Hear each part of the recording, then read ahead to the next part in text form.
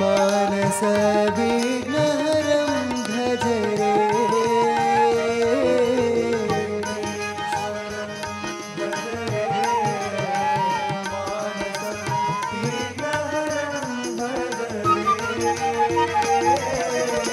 विघ्नेश्वरं भज रे मानस विघ्नहरं भज रे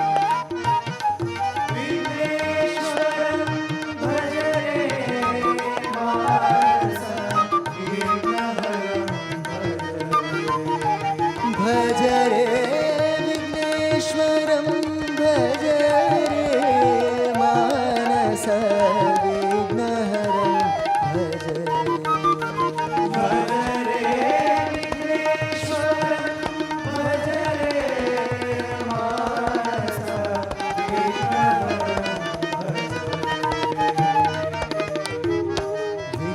विघ्नेश्वरं भज रे मानस विघ्नहरं भज रे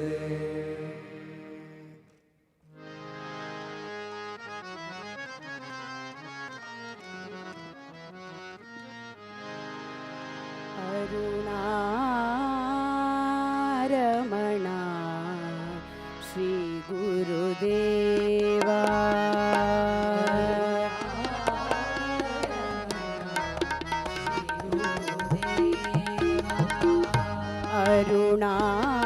अरुणारमणा श्री गुरुदेवा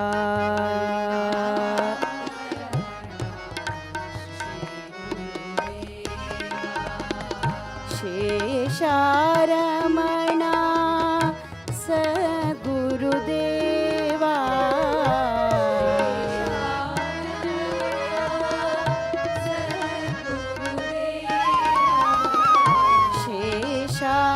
शेषारमणा सद्गुरुदेवा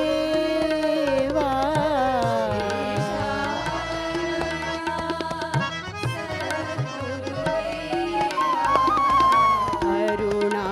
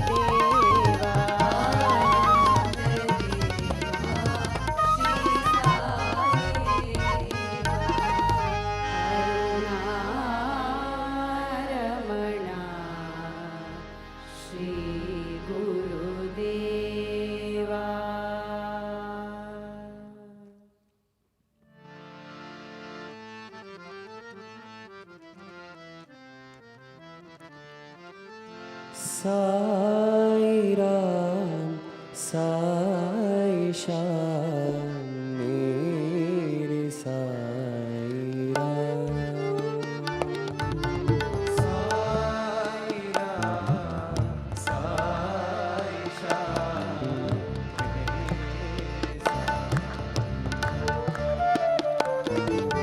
साई राम साई श्याम मेरे साई राम।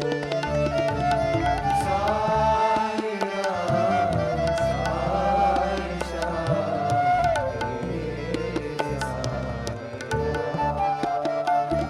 मेरे साई मेरे बाबा मेरे प्राणनाथ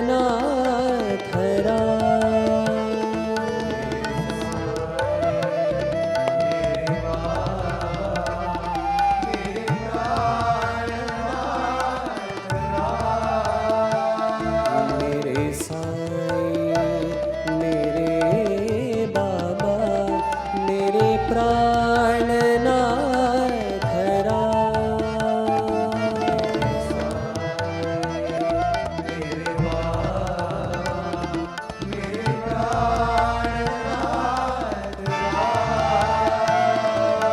साई राम साई श्याम मेरे साई राम। साई राम साई श्याम मेरे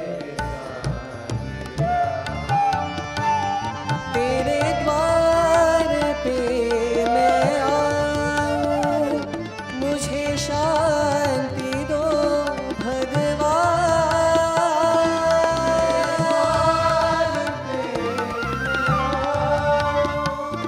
मुझे शांति दो भगवान।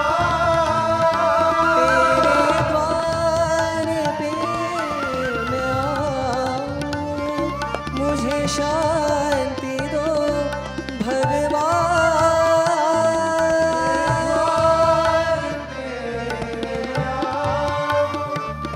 मुझे शांति दो भगवान। मुझे शांति दो भगवान।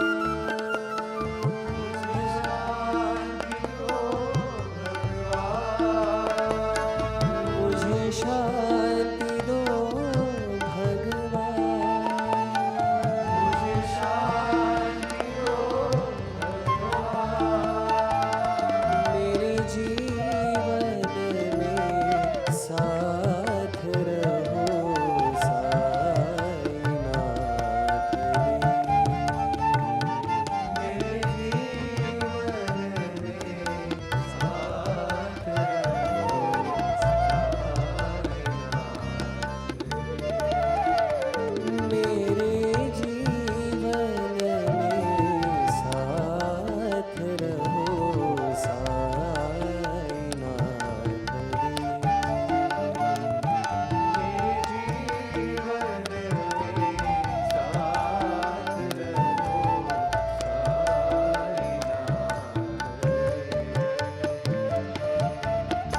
साई राम साई श्याम मेरे साई राम। साई राम साई श्याम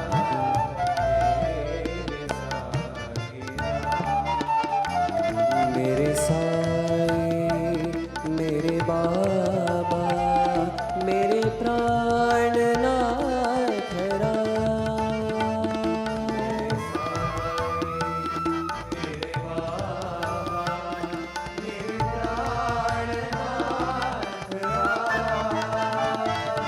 साई राम साई श्याम मेरे साई राम। साई राम साई श्याम मेरे साई। तेरे द्वार पे मैं आऊं मुझे शांति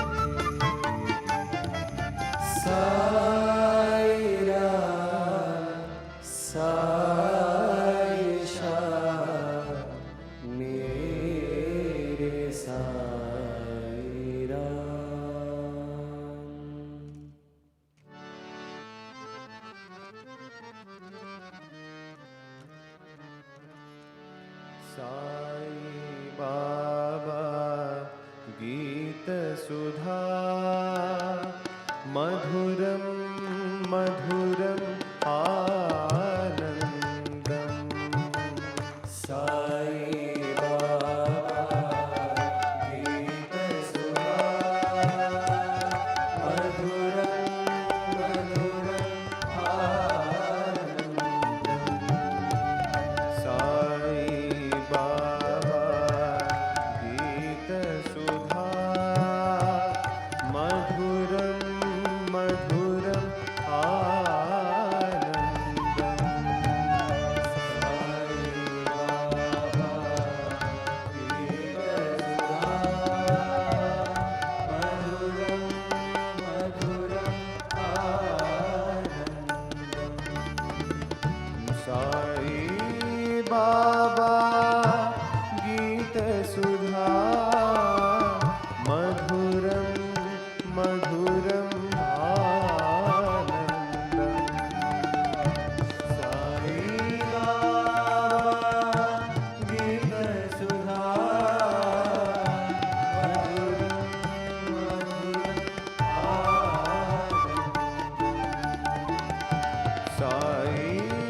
बाबा गीतसुधा मधुरं मधुरम् आनन्दम् साई बाबा गीतसुधा मधुरं मधुरम् आनन्दम् साई बाबा गीतसुधा मधुरं मधुरम् आनन्दम् साई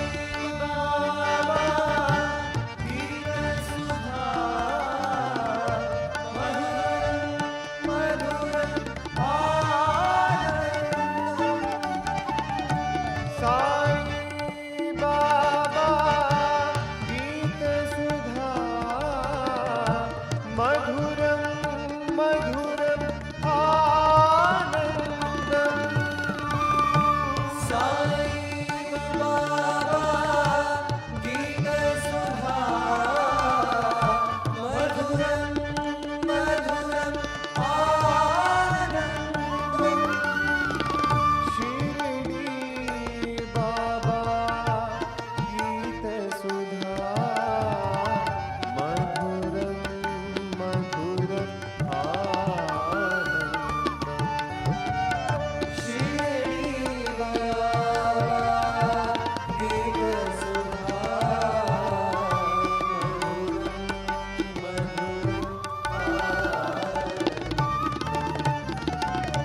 शिरडी बाबा गीतसुधा मधुरं मधुरम् आनन्दम् शिरडी बाबा गीतसुधा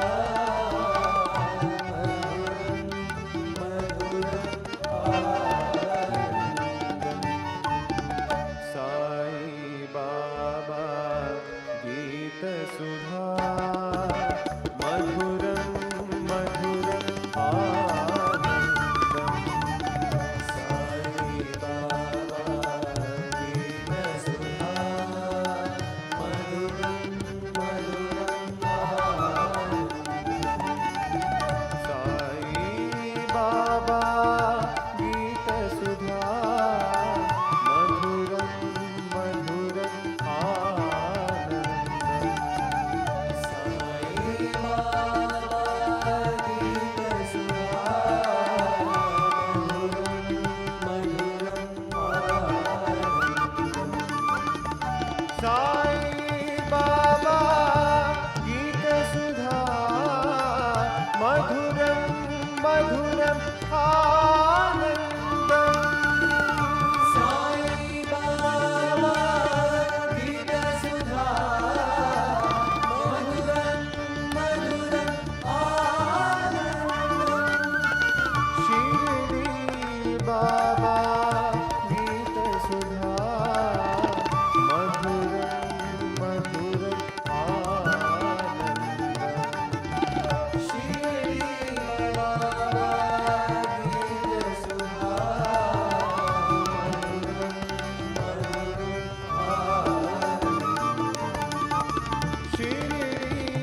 बाबा गीत सुधा मधुरम मधुरम आनंदम शिरडी बाबा गीत सुधा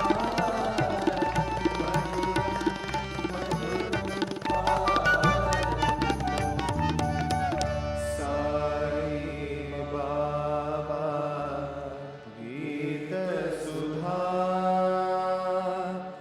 मधुरम मधुरम आनंदम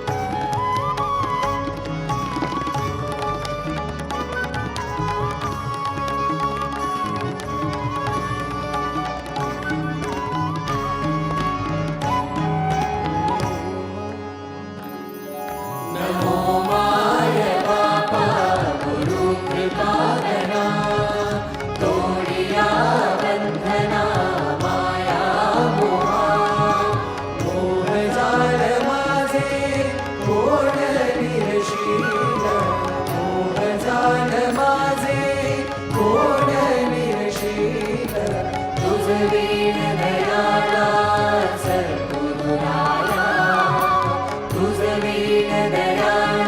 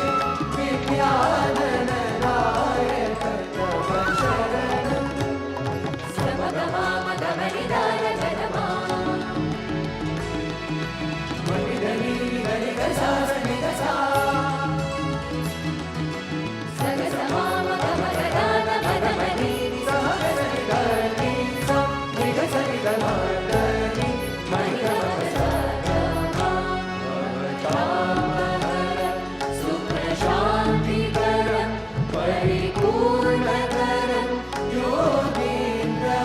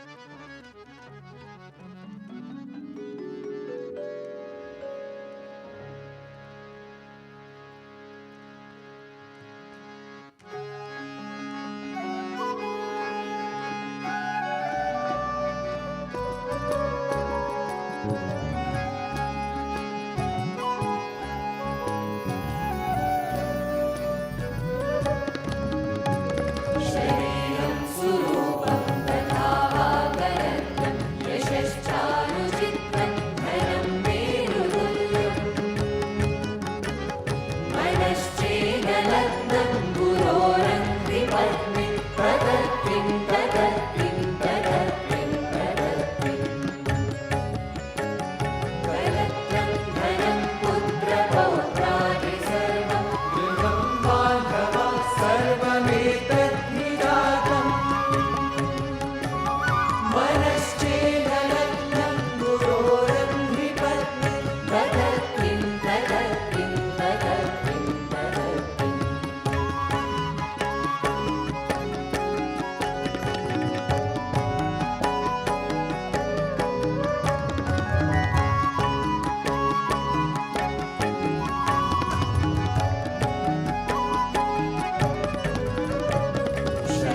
षडङ्गादिवेदो मुखे शास्त्रविद्या परित्वादिगद्यं सुपद्यं करोति मनश्चेदलग्नं गुरोरङ्घ्रिपद्मे तदत्तिं तदत्तिं तदत्तिं तदत्तिं विदेशेषु मान्यः स्वदेशेषु धन्यः सदाचारवृत्तेषु मत्तो न चान्यः मनश्चेदलग्नं गुरोरङ्घ्रिपद्मे तदत्तिं तदत्तिं तदत्तिं तदत्तिं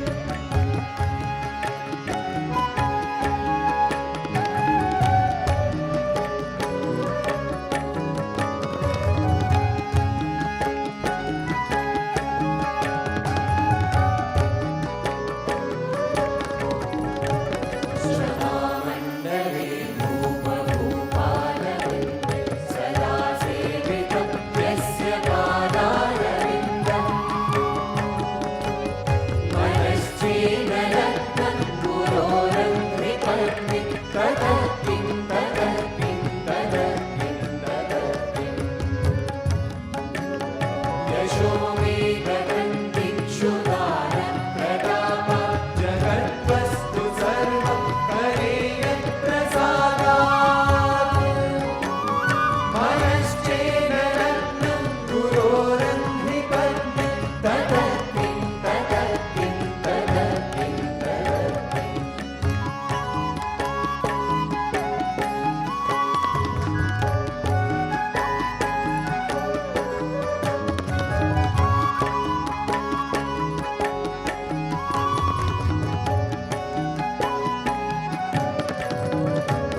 न भोगेन योगेन वा वाजिराजं न कान्तामुखेनैव वित्तेषु चित्तम् मनश्चेदलग्नं गुरोरङ्घ्रिपद्मे तदत्तिं तदत्तिं तदत्तिं तदत्तिं अरण्येन वा स्वस्य देहेन काले न देहे मनो वर्तते मे त्वनर्थे मनश्चेदलग्नं गुरोरङ्घ्रिपद्मे तदत्तिं तदत्तिं तदत्तिं तदत्तिं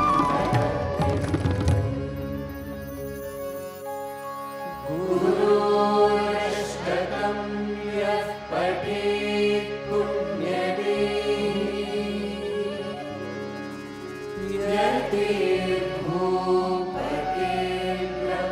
यतिर्भूपतिर्ब्रह्मचारी च देही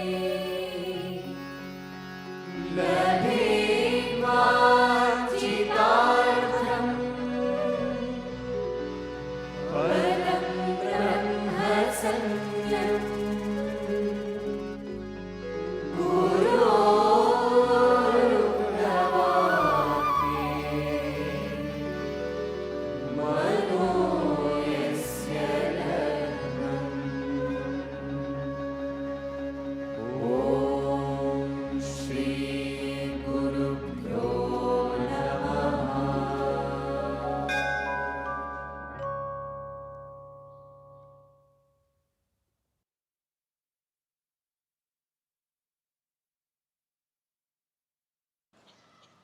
offering our reverential pranams at the feet of Sadhguru Sri Madhusudan Sai, respected elders, students and staff, brothers and sisters seated here and everyone joining us live, Sai Ram and a very good evening.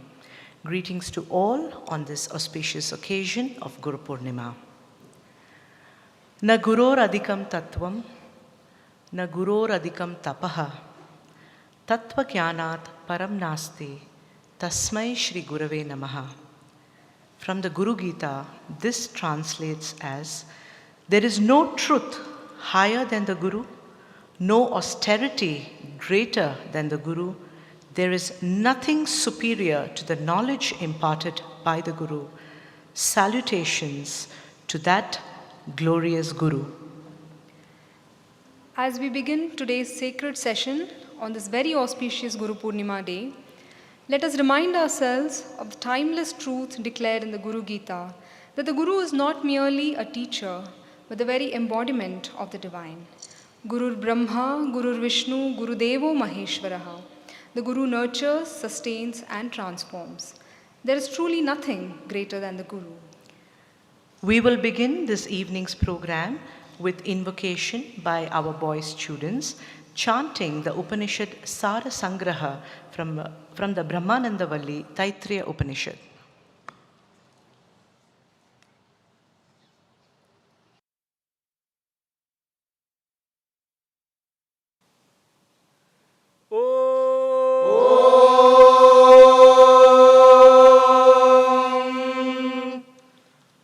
Shri Gurubhyo Namaha. Harihi Om. Sahana Bhavatu, Sahanau Bhunaktu, Sahaviryam Karavavahai, Tejasvinavadhitamastu ma vidvishavahai. Om. Shanti Shanti Shanti. Om. Brahmavida apnoti param, tadeshabhyukta satyam jnanamanantam brahma, yo veda nihitam guhayam parame vyoman, sooshnute sarvan kamaan saha, brahmana vipaschiteti, tasmadva etasmadatmana akashas sambhutaha, akashad vayuhu, vayoragnihi, agnerapah, advyah prithvi, prithivya oshadayah, oshadhibhyonnam, annat purushah, sava esha purusho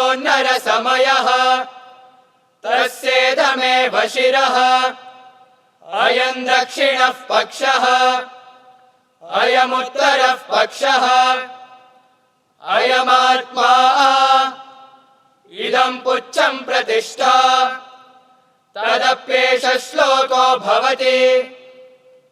Om. Shanti Shanti Shanti. Harihi Om Tat Sat. Shri Sai Ishwararpanamastu.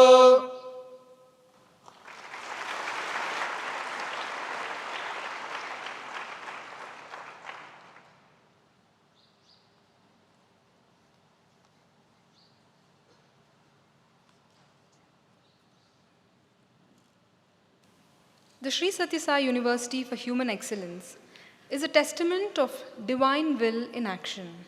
Not just that, it is verily an endeavor of the divine to divinize humankind. This year, a total of 111 students appeared for the examinations and were found eligible to receive their degrees. This includes 8 Doctor of Philosophy scholars, 22 postgraduate students, and 81 undergraduate students.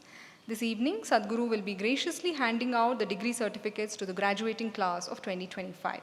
As we read out the names, we request you to come and receive your degree from Sadhguru. We will begin with the postgraduate girls. Master of Arts English, Duvvu Vaishnavi.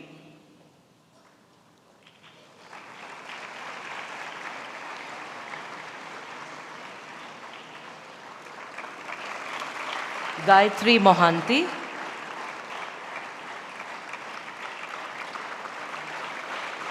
Karnatakam Meghana.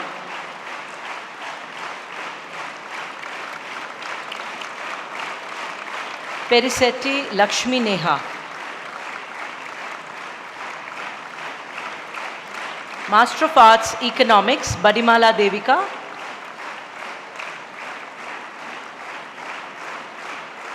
Dubbolu Manisha.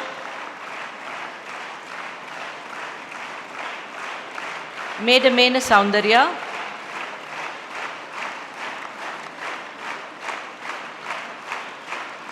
And Sai Harshita Devangan. Master of Science Mathematics, Manikya SN.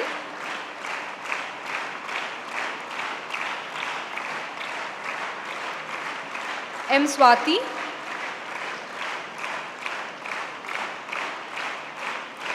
Master of Science Physics, P. Gauri.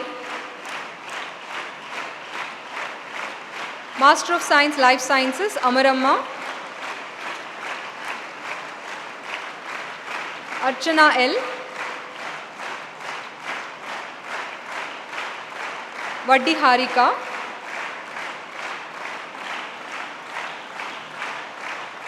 Among the undergraduate courses, Bachelor of Arts Vedic Studies, Durgashri H.Y. Harshita Mrityunjaya Madlikar.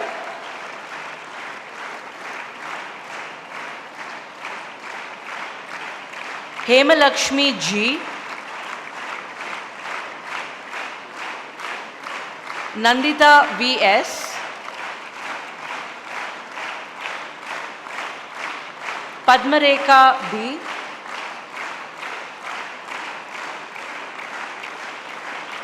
Rasati M. And Sai Pragya. Bachelor of Arts Economics English, Amulya Vijay Hire Desai. D. Meghana. Madiga Vaishnavi. Trisha Yadav. Viyuri Hemarsha. Bachelor of Arts, Economics and Computer Applications, Bantu Lakshmi. Beti Priyanka. Beti Ramya Shri. G. Gautami. Harshita D.S.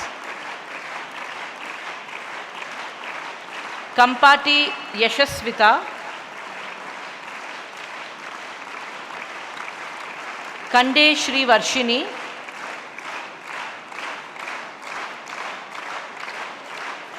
Manasa K.R. Nidhi Verma. Polasa Prudvika. Rakshita S. Rasula Navita. Reddy Bhakti Sulabha.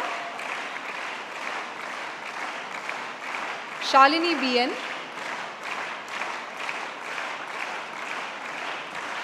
Sindhu Shri. Singarapu Omya Shri.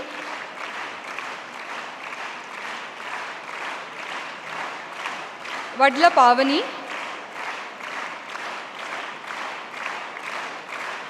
Vallapu Shweta. K. K. Vaishnavi. Bachelor of Arts, Computer Applications in English, Ankita.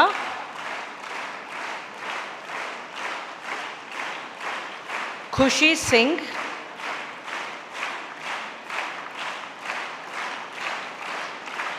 U. Himaja Shri. Bachelor of Science, Mathematics and Computer Science, Aguram Ashwini. B. Setti Tanushri. M. Harshita. And Salendra Yamini.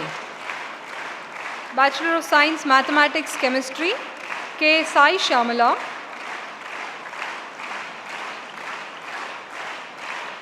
Pooja Iranna. Pragnya Mallikarjun Ankalagi. Bachelor of Science, Botany, Zoology, Spurti N. Vidyashri Kubbali.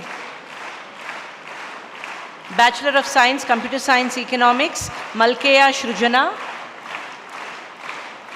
Yaski Yashaswini. Bachelor of Science, Botany, Zoology and Chemistry, Shravya B. Moving on to the undergraduate boys, Chetan K. from Bachelor of Arts, Vedic Studies.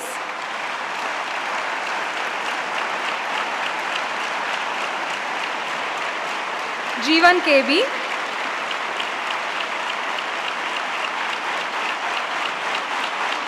Raghuveer Naikodi.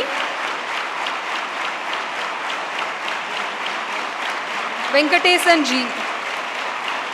Bachelor of Arts, Economics and Computer Applications, Basanagowda Patil, Pippari Shantan, Raghavendra T.R., Sharat Chandra. Bachelor of Science, Chemistry, Zoology, Darshan G. Pujari Gangadhar. Vineeth HP. Bachelor of Performing Arts, Carnatic Vocal, Om Sai Pradhan. Bachelor of Science, Botany, Zoology, Chemistry, Mahesh. May we please call upon all the postgraduate girls for a group photograph.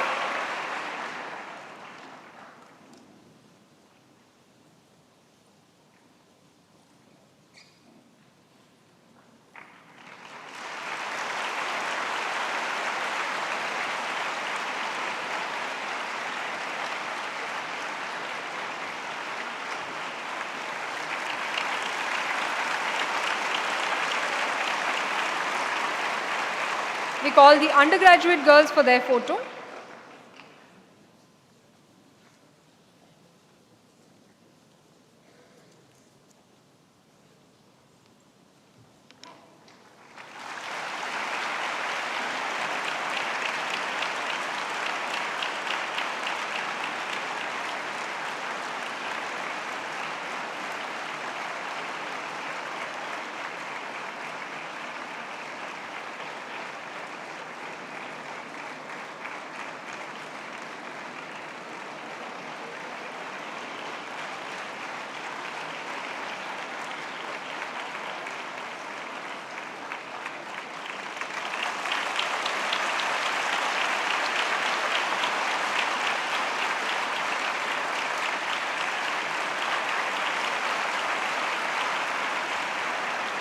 Thank you. We now call all the boys students for a group picture.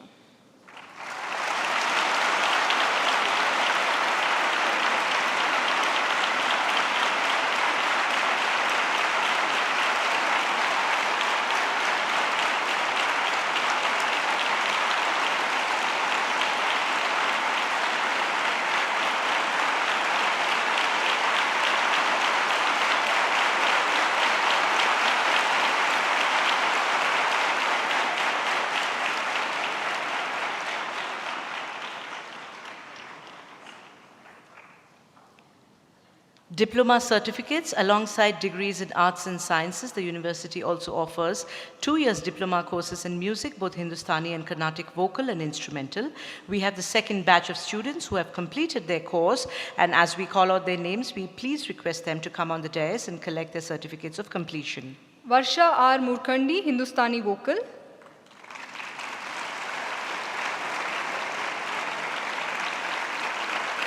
Vinayak Vittal Desai, Hindustani vocal.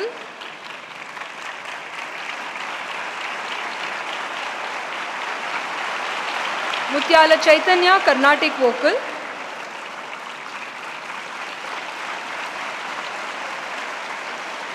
Sri Devi K, Carnatic vocal.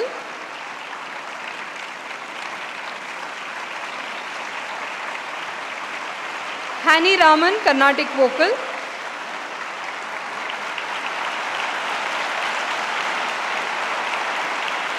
SK Sai Jayashri, Carnatic vocal.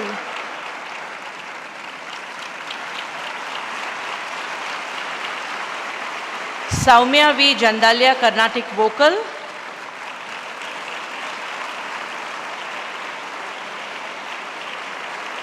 Suma K.N. Carnatic vocal.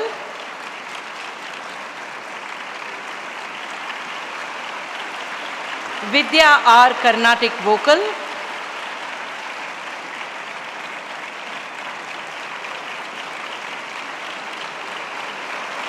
Maitar Priyanka tabla.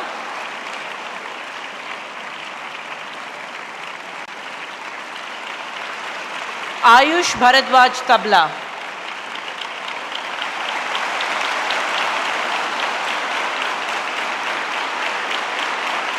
We invite all the recipients for a group picture, please.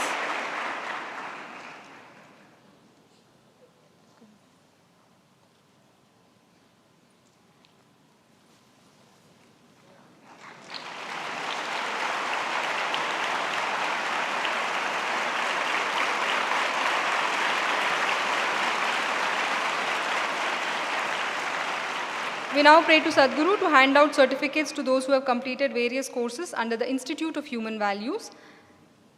A scoop of self-help for the teens, Indian culture and spirituality, mindful teaching was completed by Ms. Nandini SM.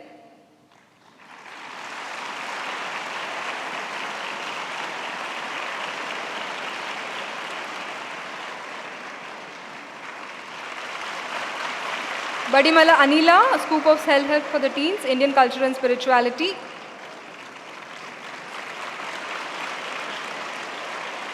Priyanka Kajgar.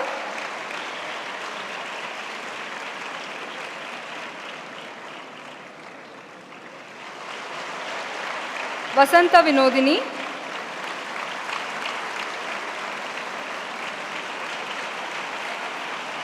Dr. Sai Shri Ranjini B. in Compassionate Healthcare, Dharmic Management and Indian Culture and Spirituality. Ms. P. Shri Sathya Nandini, Dharmic Management, Indian Culture and Spirituality. Ms. Bhole Joshna. Ms. U. Rasapriya.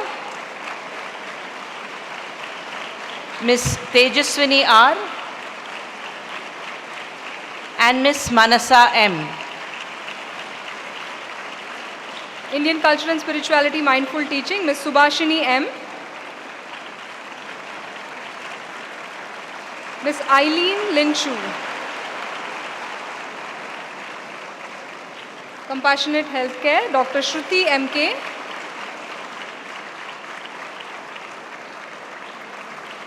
Dr. Lakshmi Manasa Vinnakota. Dr. Y.C. Spurti Rekha.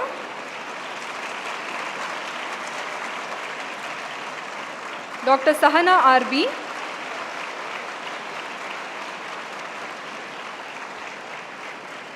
Dr. Sai Priya Agarwal.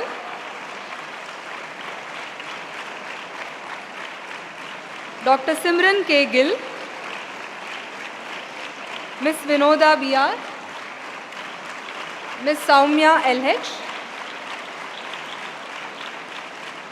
Ms. Uma B.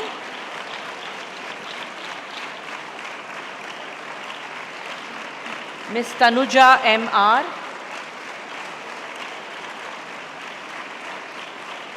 Miss Bhargavi B.M.,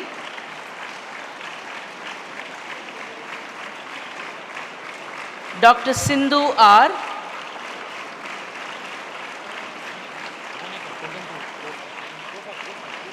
Miss Nazura Fazil,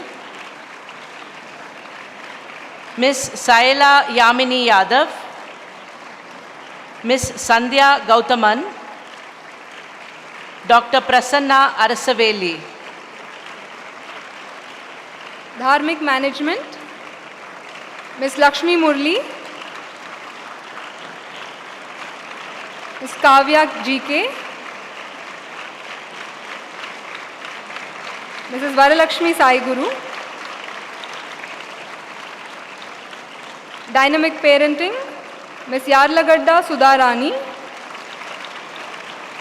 Indian Culture and Spirituality, Miss Sai Harshita Devangan.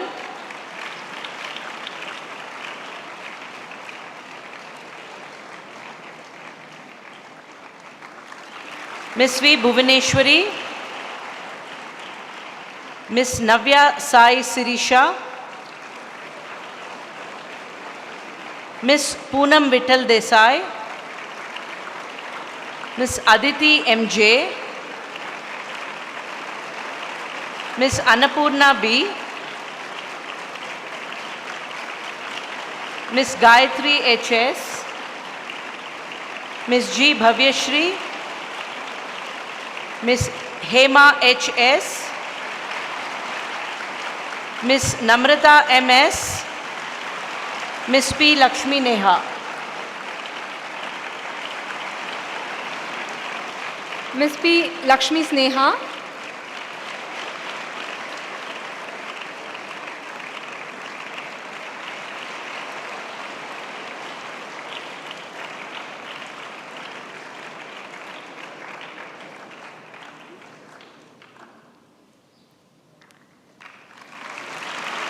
Prasanna Lakshmi.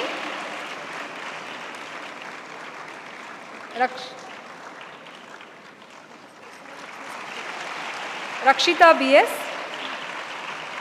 Shravani BN, Shweta N,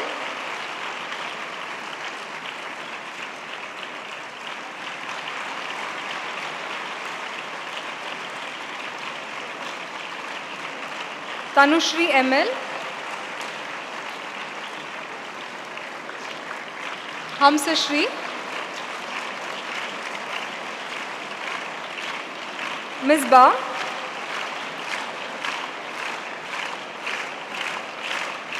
Neelima, Nikita, Miss Srushti Mogar, Ankita KR, Bhumika Irana, Bhumika BM,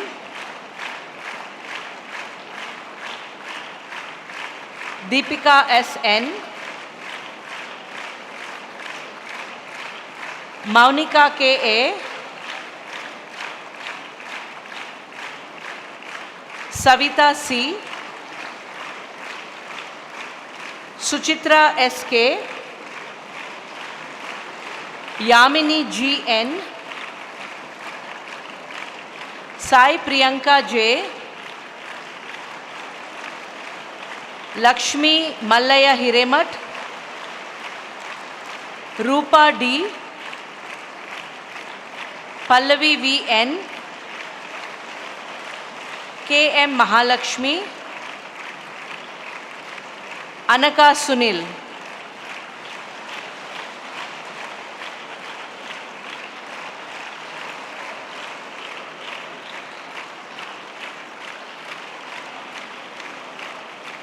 Mindful Teaching, Miss Nagashri Nanjundeshwara,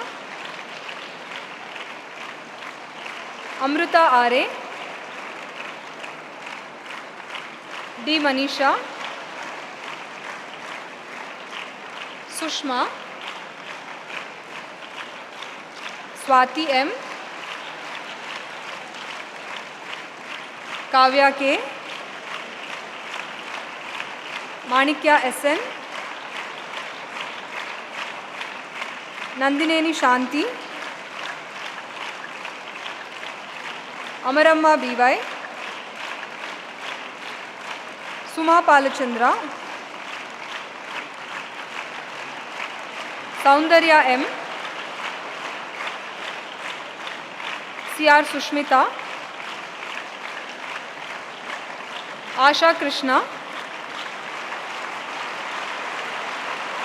Miss Girijama S. Moving on to the gents, a scoop of self-help for the teens, Indian culture and spirituality, Ishan Ram.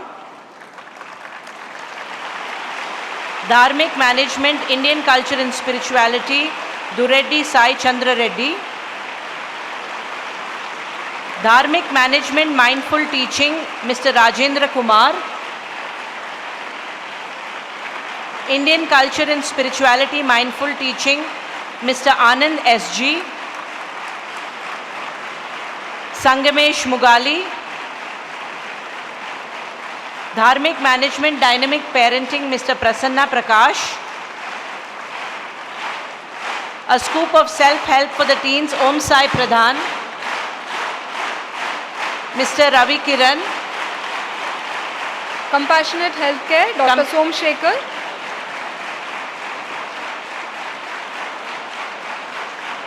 Dr. Naveen.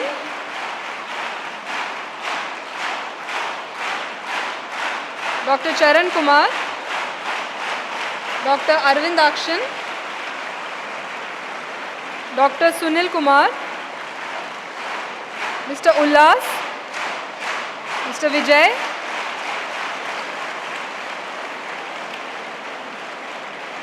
Mr. Ramanjanappa.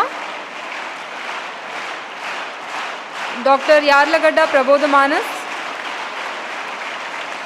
Dr. Nagbhushan. Dr. Sangram.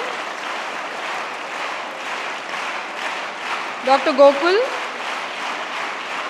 Mr. Harish. Dharmic management, Mr. Omkar Sai. Anand Nagappa Sanadi.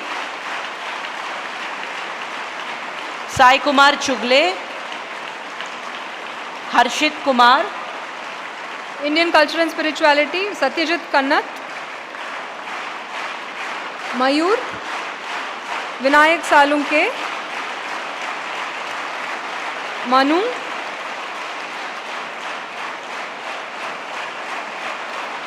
Anirudh.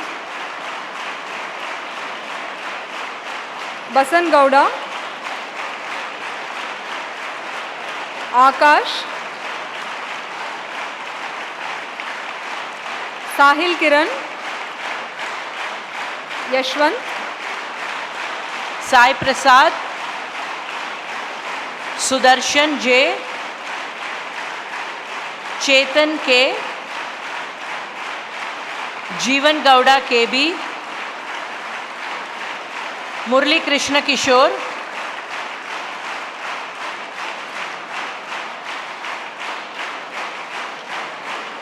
Amrit Kalal. Yogeshwaran KR. Neeraj Ail. Mindful Teaching, Kishan BN.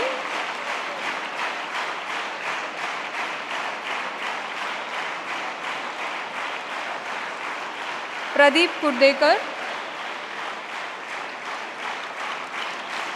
Sai Harikesh. Sunil. Suresha. Rajesh Menon. Yojit. Yogesh Baba K.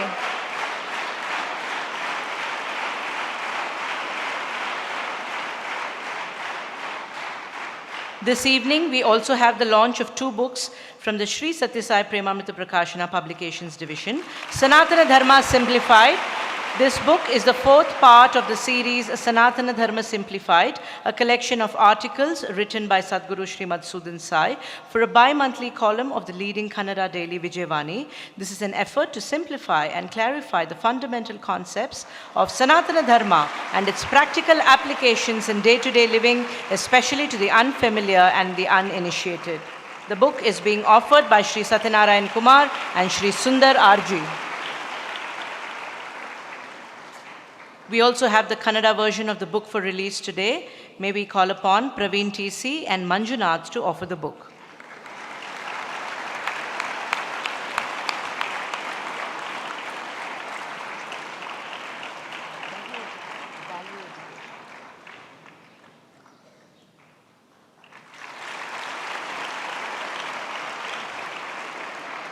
This evening, we will also have the launch of the Value Education books in Hindi, and to present the books to Sadhguru, we call on stage Dr. Mahi Tillat Siddiqui ji, Srimati Ruchi Sharma ji, and Smita Kumari.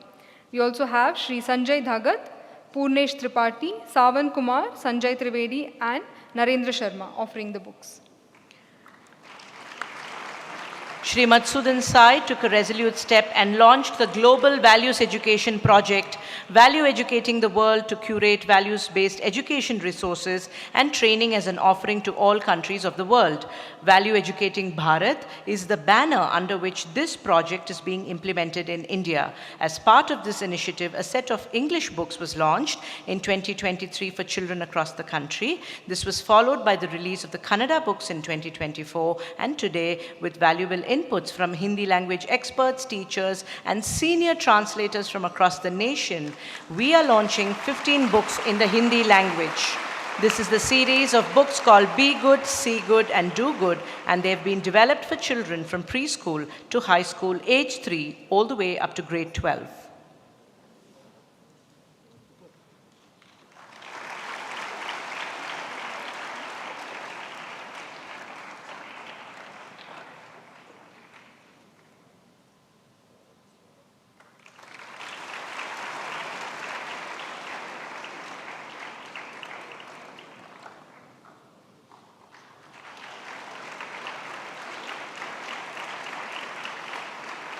Each book integrates 10 values including truth, righteous conduct, peace, love, non-violence, patriotism, spirit of oneness, spirit of service, environmental responsibility, and awareness of body, mind, and heart.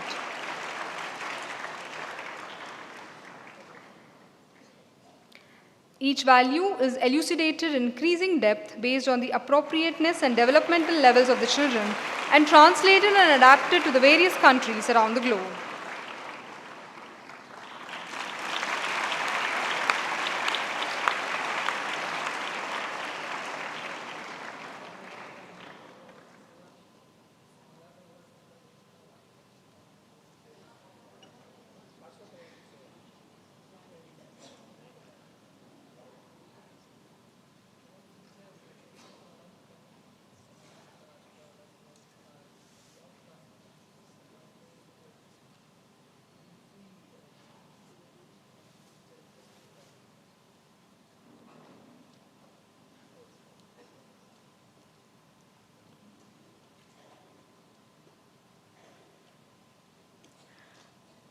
Thank you, Swami.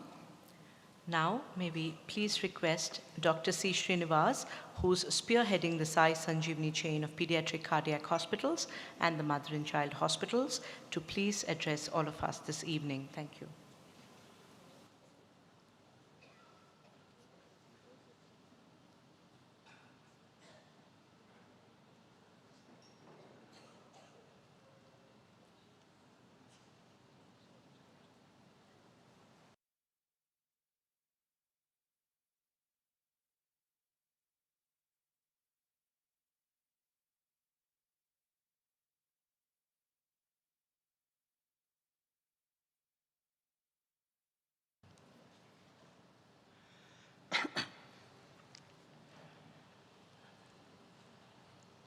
Most beloved, dearest and revered Bhagwan, and dearest beloved Sadhguru Madhusudan, Dr. Narsimhamurthy sir,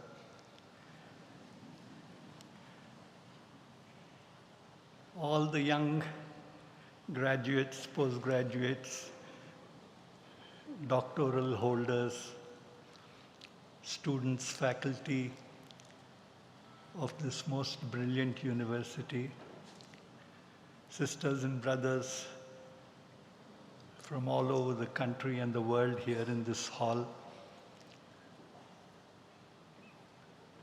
Reverential pranams at the feet of the Guru. Any number of times we offer our reverence and pranams is grossly inadequate, because the Guru, being the light, the direction, the very source of redemption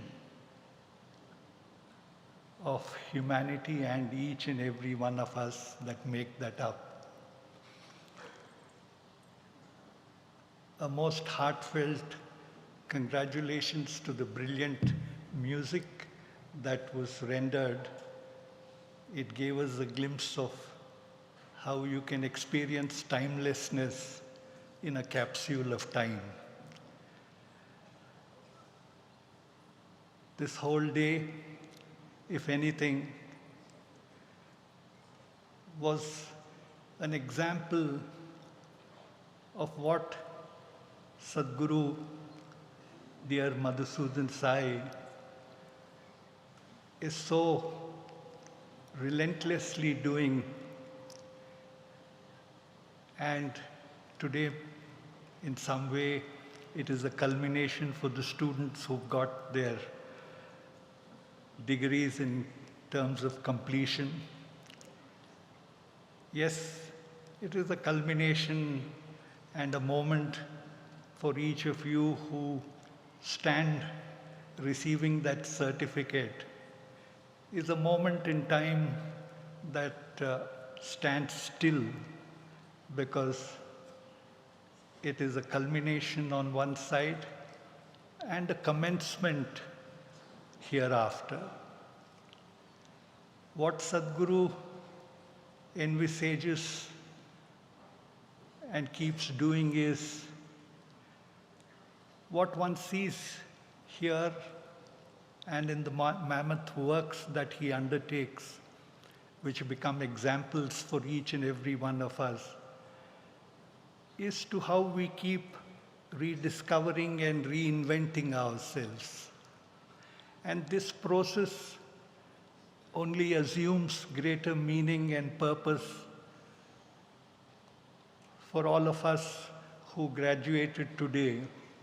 When we hold that certificate and watch that photograph, it is a moment to reaffirm and rededicate and rediscover, why did I really get this certificate? And that is where the journey commences. Many in this hall and many in the world possibly have got certificates. But what is singularly different and unique for each of you is, for once upon a time an old student to receive a similar certificate at the feet and from the hands of the great master Bhagwan Sri Sathya Sai, and who today gives these certificates of life and life making to each and every one of you, is a great testimony of pride and divine manifestation of Sadguru Madhusudan Sai.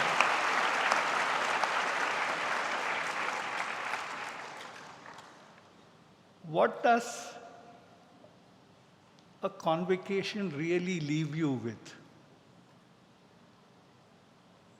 The first is, through whatever field of education that we have gone through, that moment leaves us, and especially for all of you, I'm repeating this again, it is a moment wherein the university, through Sadguru's benevolence and guidance and education, leaves an ideal in front of you.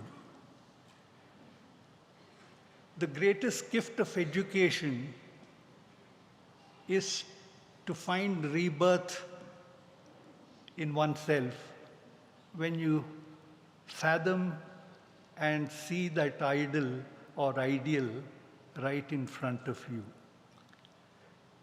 And that becomes not just a moment of educational culmination, but a moment of discovery of the very purpose of our existence. An ideal is what drives life, and with humble experience, it drives every breath you take. Because every move you make will be defined, will be drawn by that ideal you have set in front of you.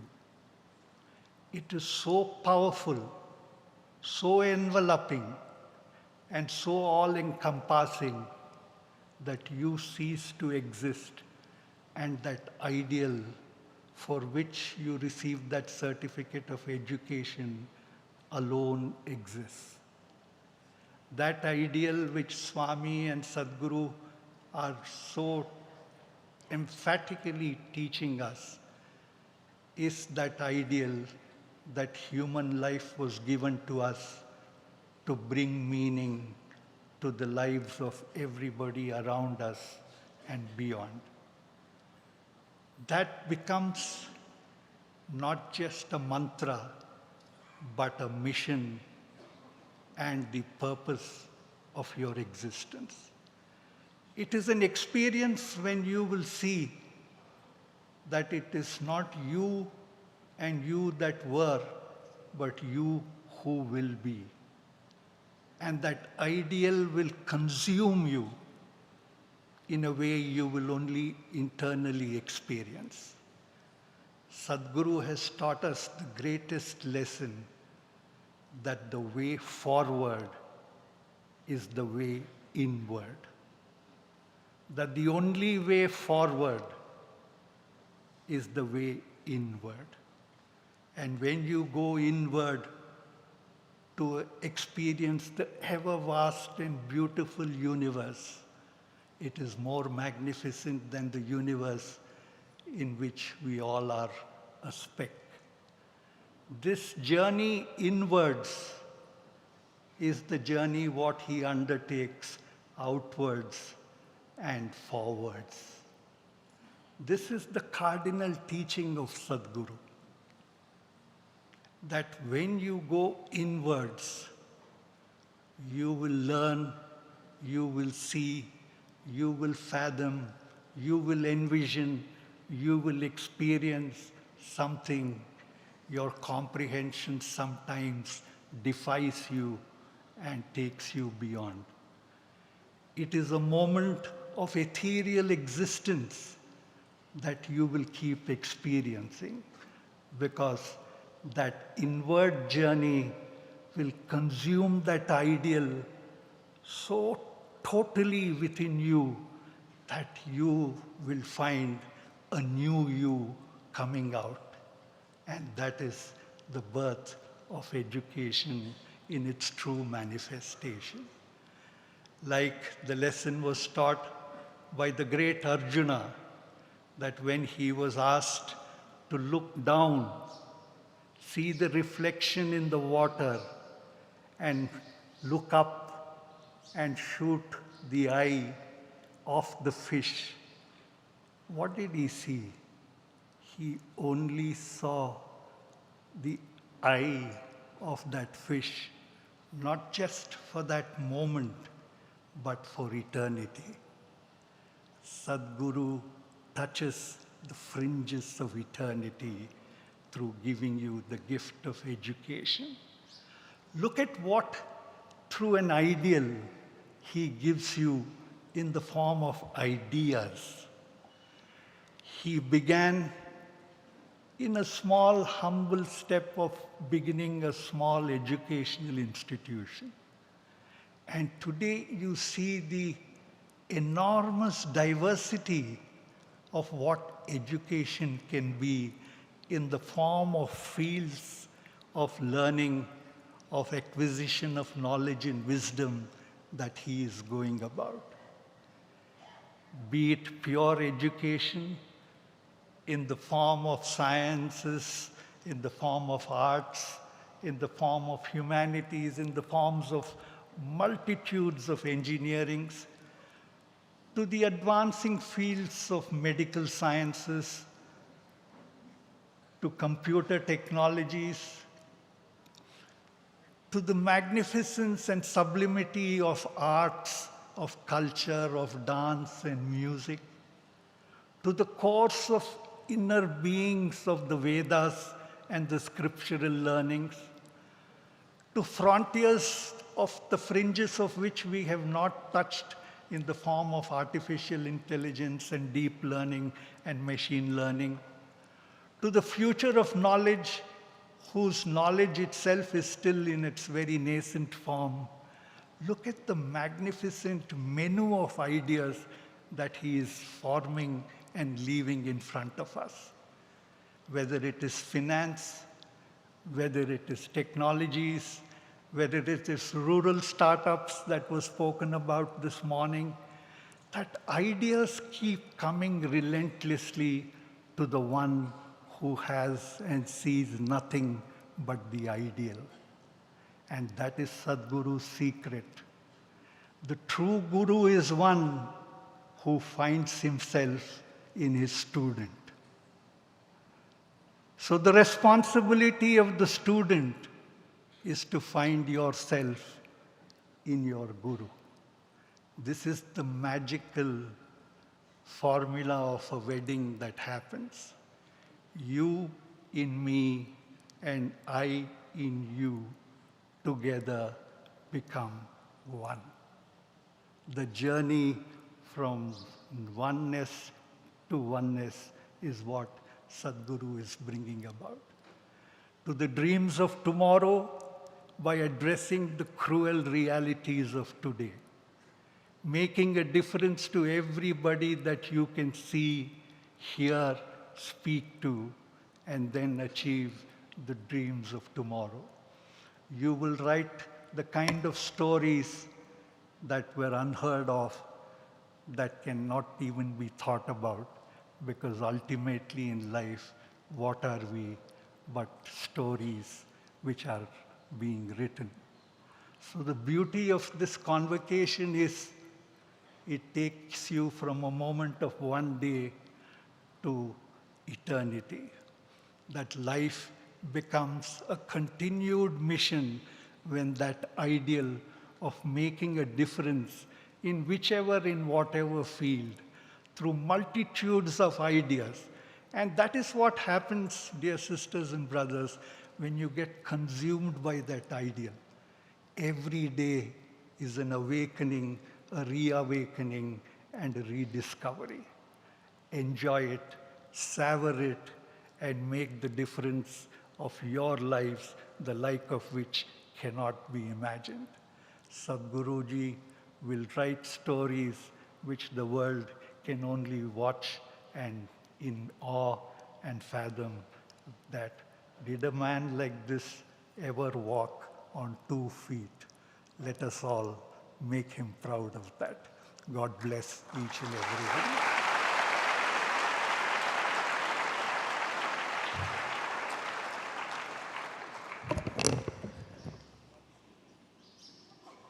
Thank you, sir. Now may we please invite Shri B.N. Narasimhamurthy, sir, Chief Mentor of the Shri Sathya Sai Lokaseva Gurukulam Group of Institutions, to address all of us this evening.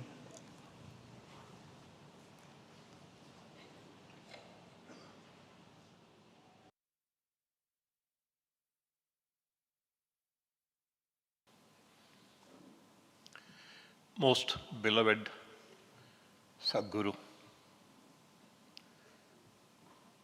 dear brother Dr. Srinivas, brothers and sisters from all over the globe, very dear students, boys and girls. Thank you, Srinivas, for that profound and sublime piece of oration which touched upon the fringes of eternity in your own words. What a beautiful sentence. what a beautiful statement he made. The only way forward is to go inward. When you complete your inward journey, what happens? Many of us saw on this day of Guru Purnima, on this very stage, 6 years ago, when Sri Madhusudan ji became Sadguru Sri Madhusudan Sai. It is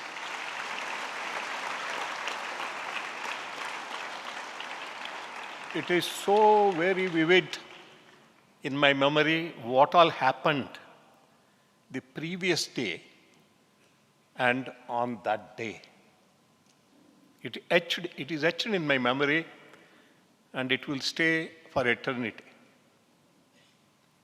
Previous evening, those days, Bhagavan Sri Sathya Sai Baba existed in the subtle form,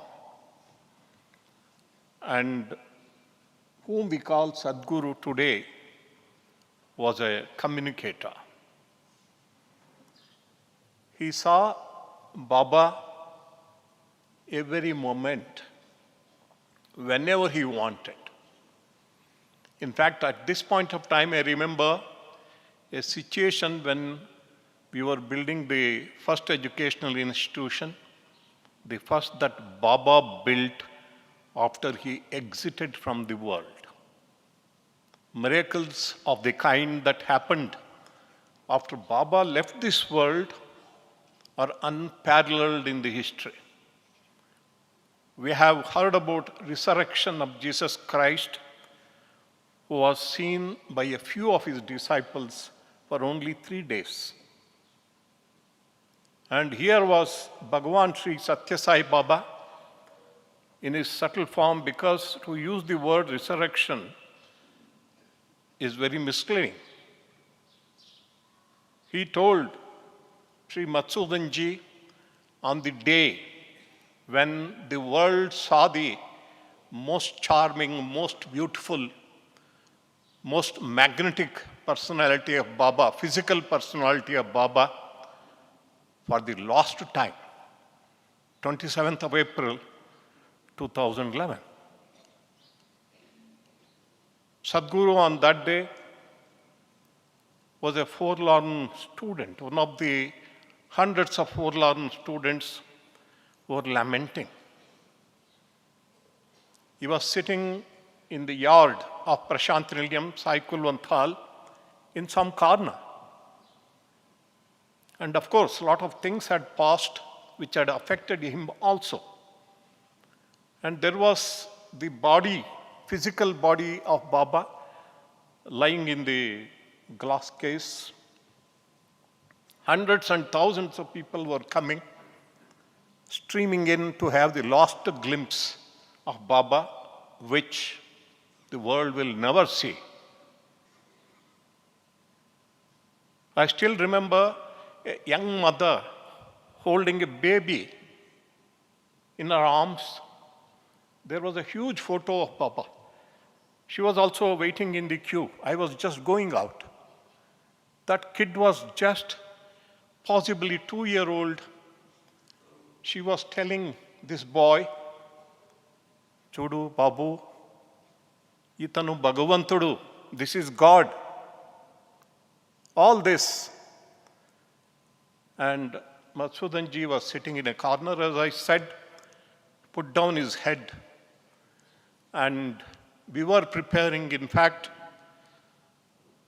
as they thought, as warden of the boys' hostel, I was strong enough to do the work required for burying Baba's body. A few boys were given to me. And they thought, thousands and thousands of people are watching, and if I break down, what would happen? They thought I would not break down. We were doing that exercise of lowering a sack full of sand equal to the weight of Baba's body, morning 4, 5 o'clock. And Madhusudan ji, as he has very vividly written in his autobiography, Story Divine, he was sitting and suddenly there was a tap on his head. He thought for a while, maybe it's a Sevadal member, maybe I'm sitting in a place which is obstructing somebody's movement. He looked up. What did Madhusudan ji see? He saw Sathya Sai Baba live in flesh and blood, standing before him and smiling. Asked him, why are you crying? Swami, see there. He showed Baba's body. To Baba was standing in front of him. Baba said, that is all tamasha. I am here. I will never go. That is what he did. He never went. He stayed in Anandam, which he built for himself. See, this is a very important thing. For the last time, Baba came to Muddenahalli on 14th of February 2009 to do Bhumi Puja for the, what we call as the Anandam building on the hilltop.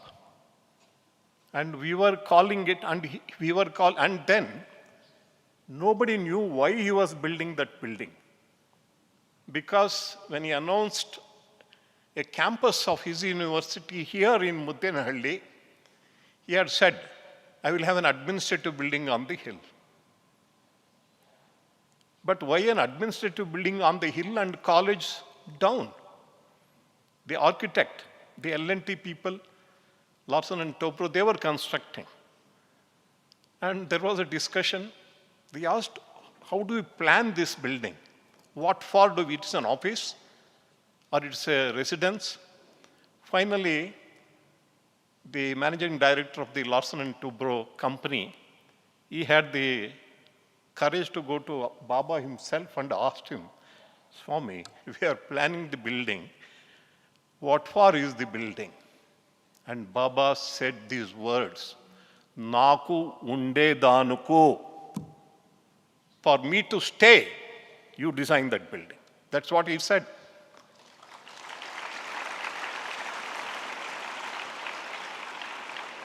And the building was designed exactly on the design of the Ejur Mandir in Puttaparthi. Being an engineer of some sorts, I was also involved. There it was a 60 feet square. Because on the hilltop, so much place was not there, we made it into a 45 feet square. And we called it Chancellor's Quarters. But Baba never came back. And today, truly, it is Chancellor's Quarters. The Chancellor is staying there.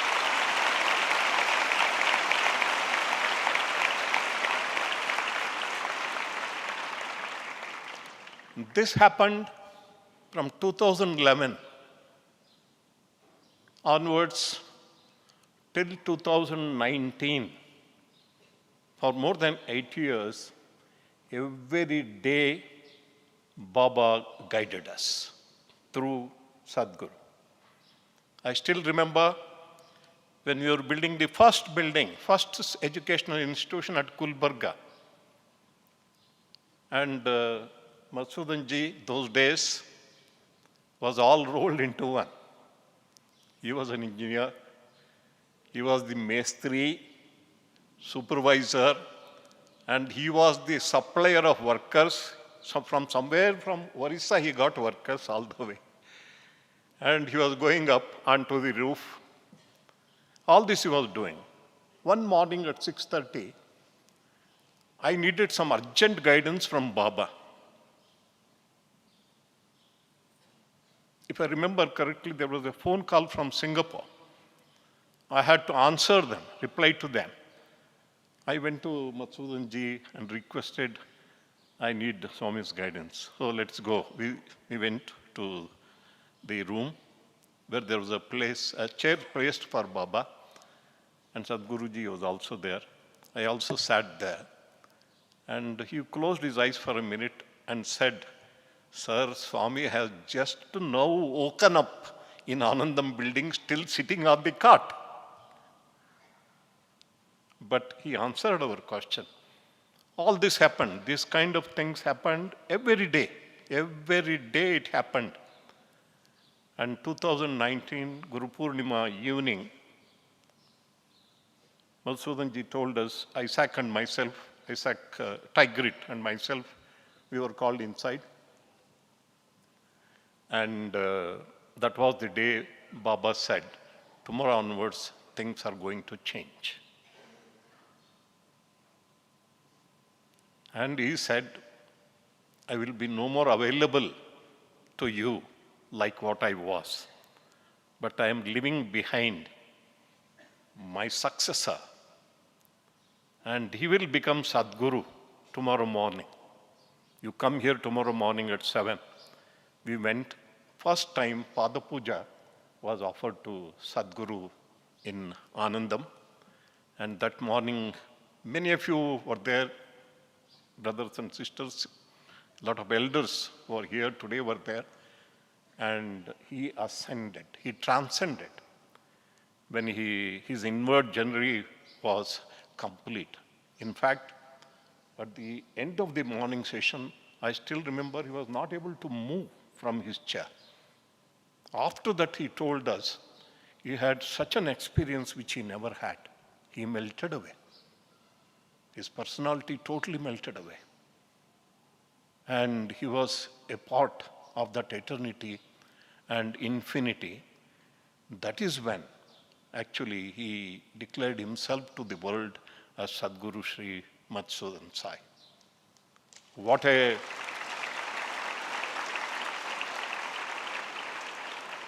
fortune, good fortune that we are all enjoying. And look at his compassion. I was wondering when he stood up to give away the certificates, I knew that it would take long. I had counted how many numbers. But Srinivas stood up, I also stood up. But he is so compassionate. He said, both of you sit down. You know how long he stood? 45 minutes, more than 45 minutes he was standing and giving away the certificates. I was feeling, how difficult it would be, but for him it is no difficulty. If you ask him, he would say, Shrama Kadu Bang. Suppose I tell him in Telugu, Swami, Yanta Shrama Tiskunnaru. How much trouble you took, he will say, because these were the words spoken by Bhagavan Baba also on an occasion. Idi Shrama Kadu Bangaru Prema. Yes.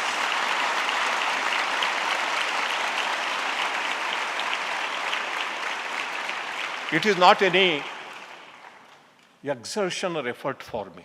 It is love. I still remember on 6th April morning in 2000, I had developed some backache. I was not able to get up from my bed.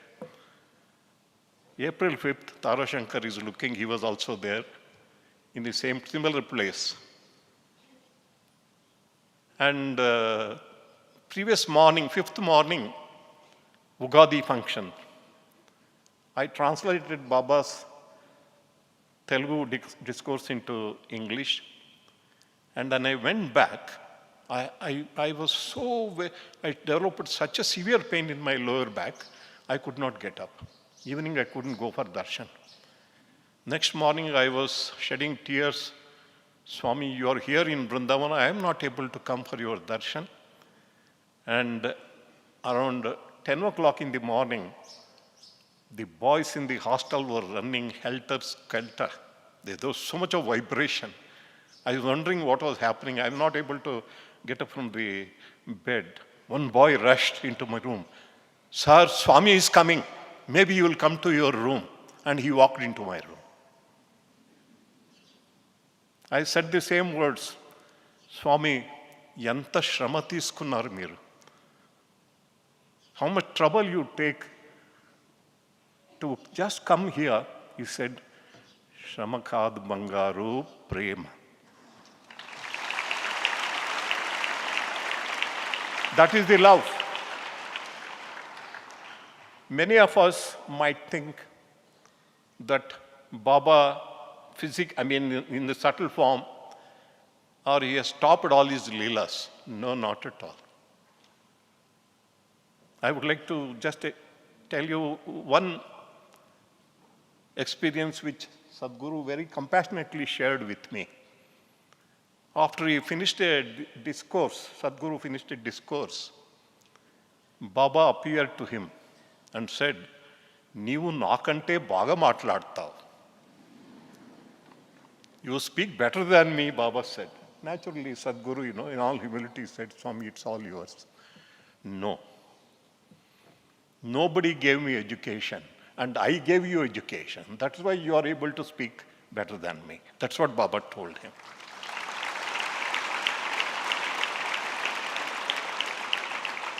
On another occasion, when Sadhguru for the first time publicly celebrated my birthday only once, 80th birthday last 18th of August last year, and I was asked to speak. I went and came here and spoke. I was very emotional naturally.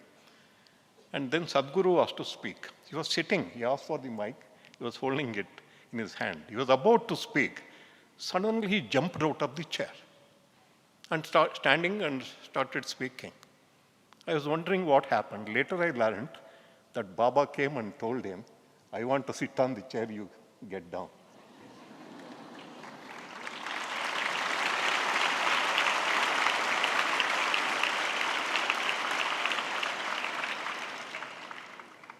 And people in the audience, especially our senior Tyagajis, they are very kind and loving to me, and they are also very proud of me.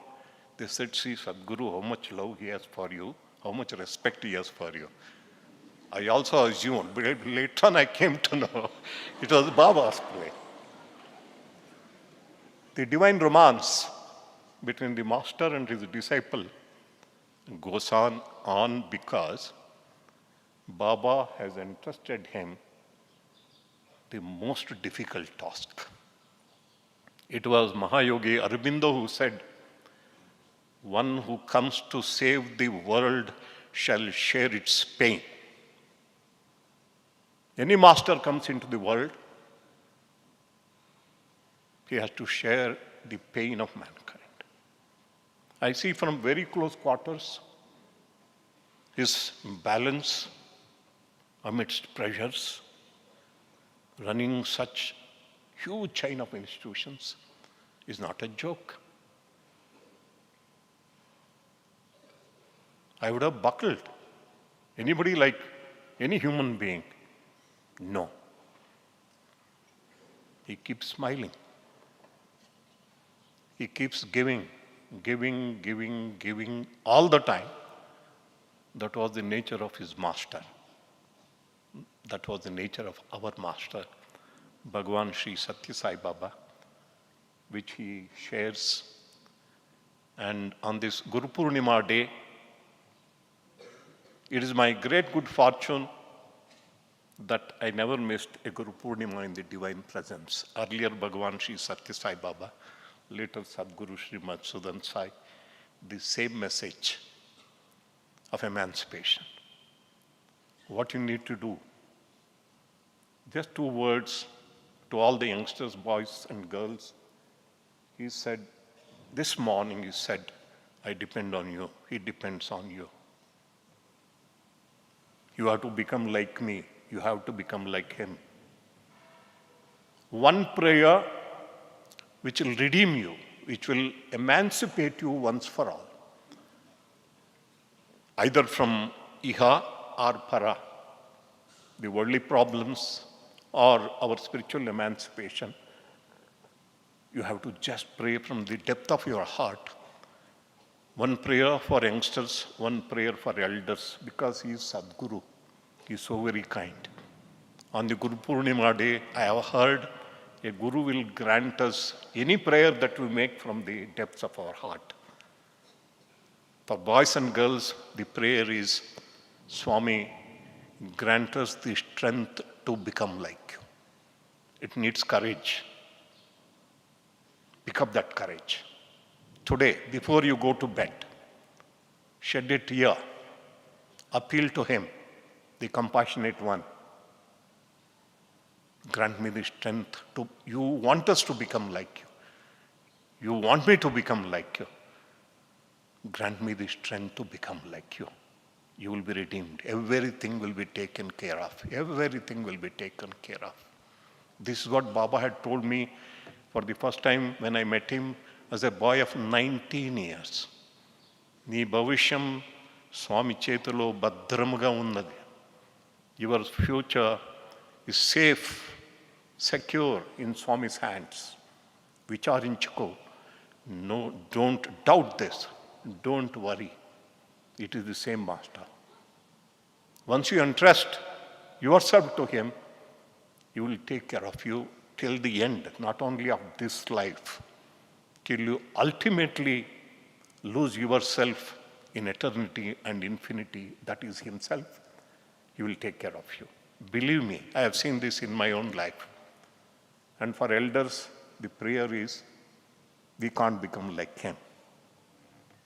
Because we already put so many encumbrances on our heads. We can't come out of it. Then what do? Prayer. The prayer. The other prayer that will redeem us. Swami, grant us the strength to surrender to you completely. Completely. That will definitely redeem us. With these words, I conclude and pray to the compassionate one, the merciful one, the representative of God on earth today, and Bhagavan Sri Sathya Sai Baba's spiritual successor, Sadguru Sri Madhusudan Sai, to grant us his Guru Purnima message. Thank you very much. Sai Ram to you.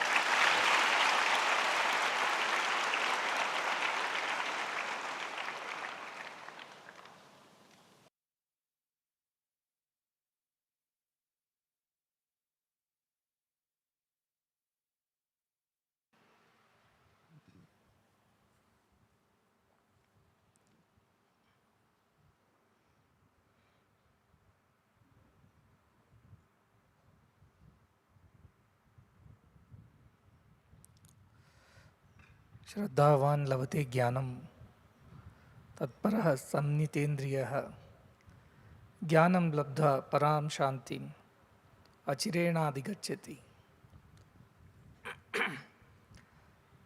Bhagavad Gita teaches us that the way to knowledge is through Shraddha.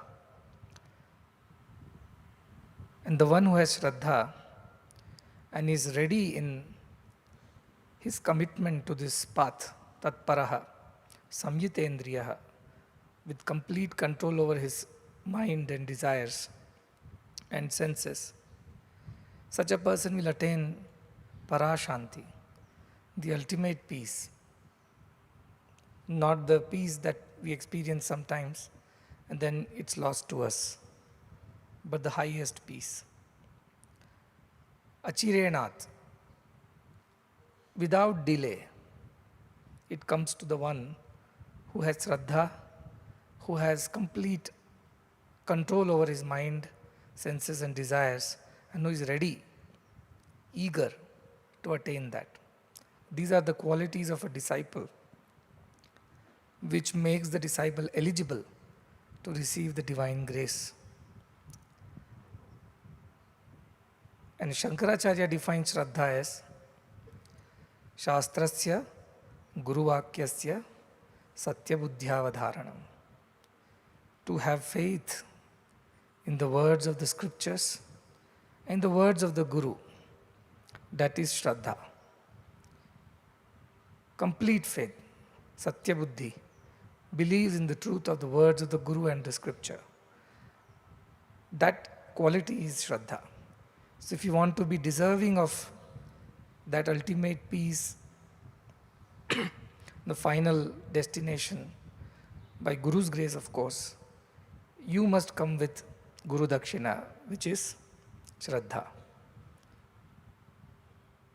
That is the criteria for you to receive the Guru's grace. Because even if Guru gives, you will not appreciate it, you won't value it, you won't enjoy it. Why? Because there was no Shraddha in the first place. So the one who has Shraddha, deep sincere faith in the words of the Guru, such a person becomes eligible for that Parashanti, for the ultimate peace, for the ultimate realization. You see, Guru does not ask much. He is asking only one thing, that is Shraddha. And that Shraddha will make you do everything else that is required to receive Guru's grace. Our Srinivasji said that ideal should consume you. Then you get all other ideas how to do, what to do, when to do, where to do. All these will happen. That ideal is Shraddha to me, in a disciple. Ideal disciple is the disciple who has complete Shraddha. And you don't have to look beyond. There are 3 of us on this stage, disciples of the same Guru. And we have achieved what we achieved only through Shraddha. Complete deep faith in the word of the Guru, and whatever was said was followed without questioning, without doubting, without rethinking. And that is how all this has happened, and so many of you are now beneficiaries of that. It's because some people exhibited that sincere faith and trust in the Guru's command, in Guru's word, and that is how all this happens. So if you really want to enjoy Guru's grace and achieve that ultimate self-realization, develop sincere faith, sincere Shraddha. This is what I expect when I see anybody. I'm very interested in their ultimate welfare. I'm not just interested in their immediate welfare, which is necessary, but I am more interested in their ultimate welfare. And so I am working only towards that. If I say do this, it is for your ultimate welfare. And if I say do not do this, that is also for your ultimate welfare.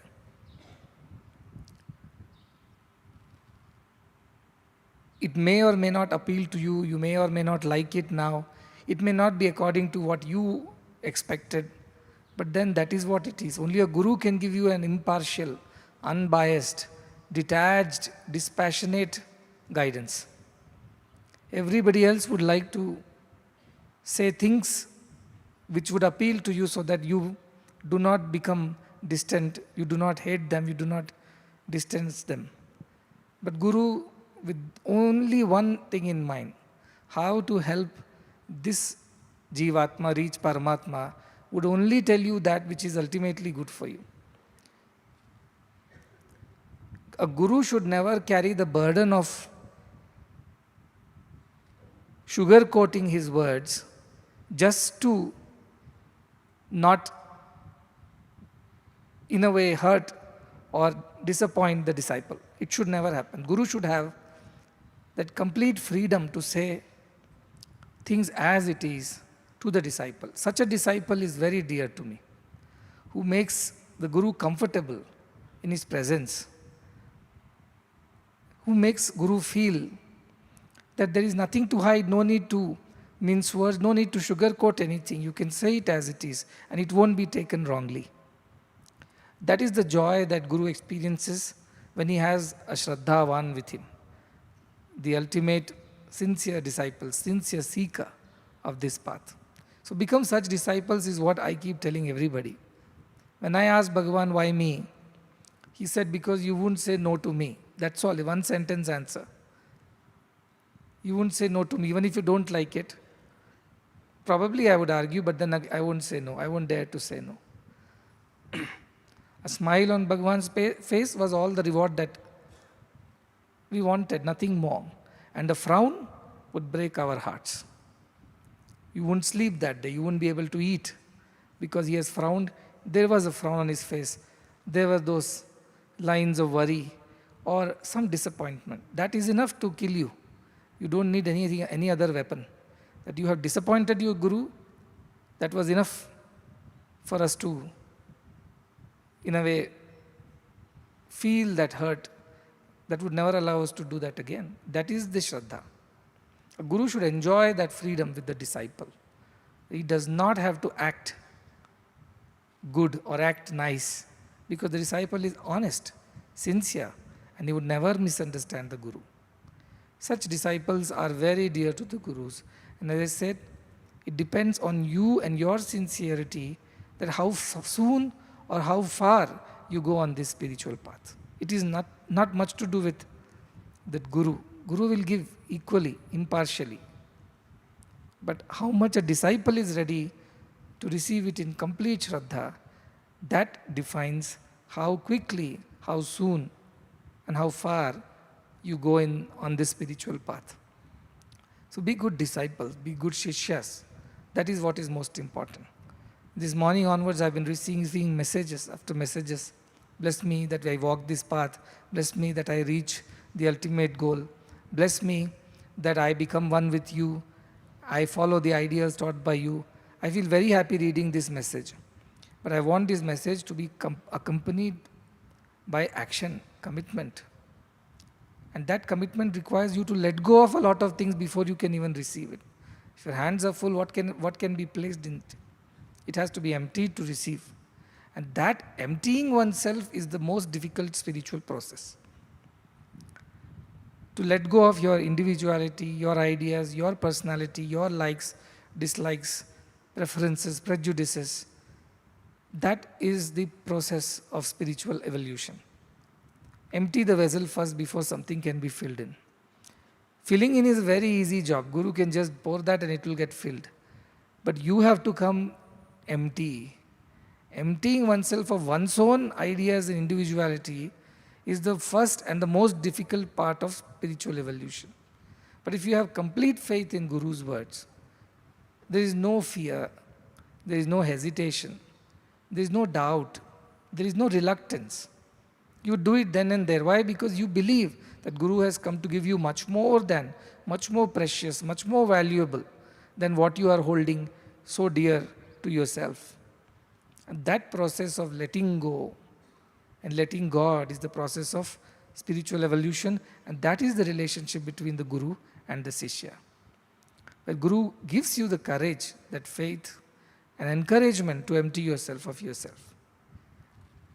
प्रेम गली बड़ी साकरी जामे दो न समाही जब हरि था जब मैं था हरि नाही अब हरि है मैं नाही. The lane of love is very narrow. Only one can pass at a time. It's one way. When I was there, God wasn't there. And now when God is there, I am not there. Only one can exist in this lane of love. In this vessel, only one can fill it with one kind of thing. Oil and water cannot stay together.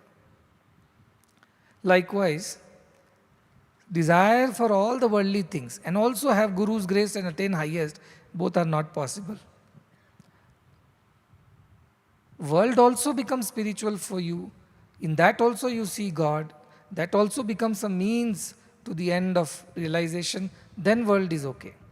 But if it becomes an obstruction on the path, it becomes a burden, a dead weight, then it has to be discarded. And that is very important. If you don't do that, there is no progress. How much ever effort I may put on an upturned vessel, how much ever I pour, nothing is going to go in. Or the vessel which is already filled with things, even if you pour in it, it will overflow and get wasted. So the effort from the disciple is to empty himself or herself of his or her individuality, personality, which is a collection of all our vasanas and samskaras of all the lifetimes.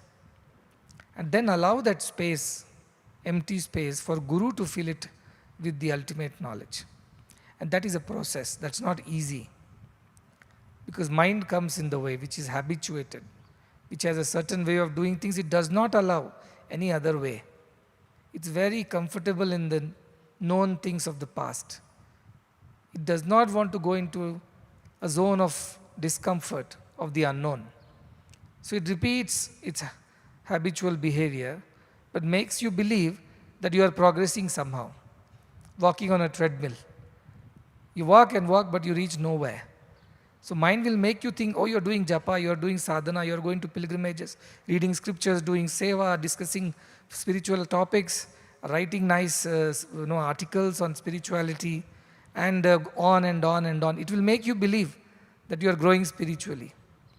But unless you have emptied yourself of yourself, there is no growth. It's only, as I said, walking on the treadmill. You keep walking forever and feel very exhausted, tired, and feel that you have put great efforts, but you wouldn't reach anywhere because you are walking in the same place. And that's the plight of most of the seekers in the world.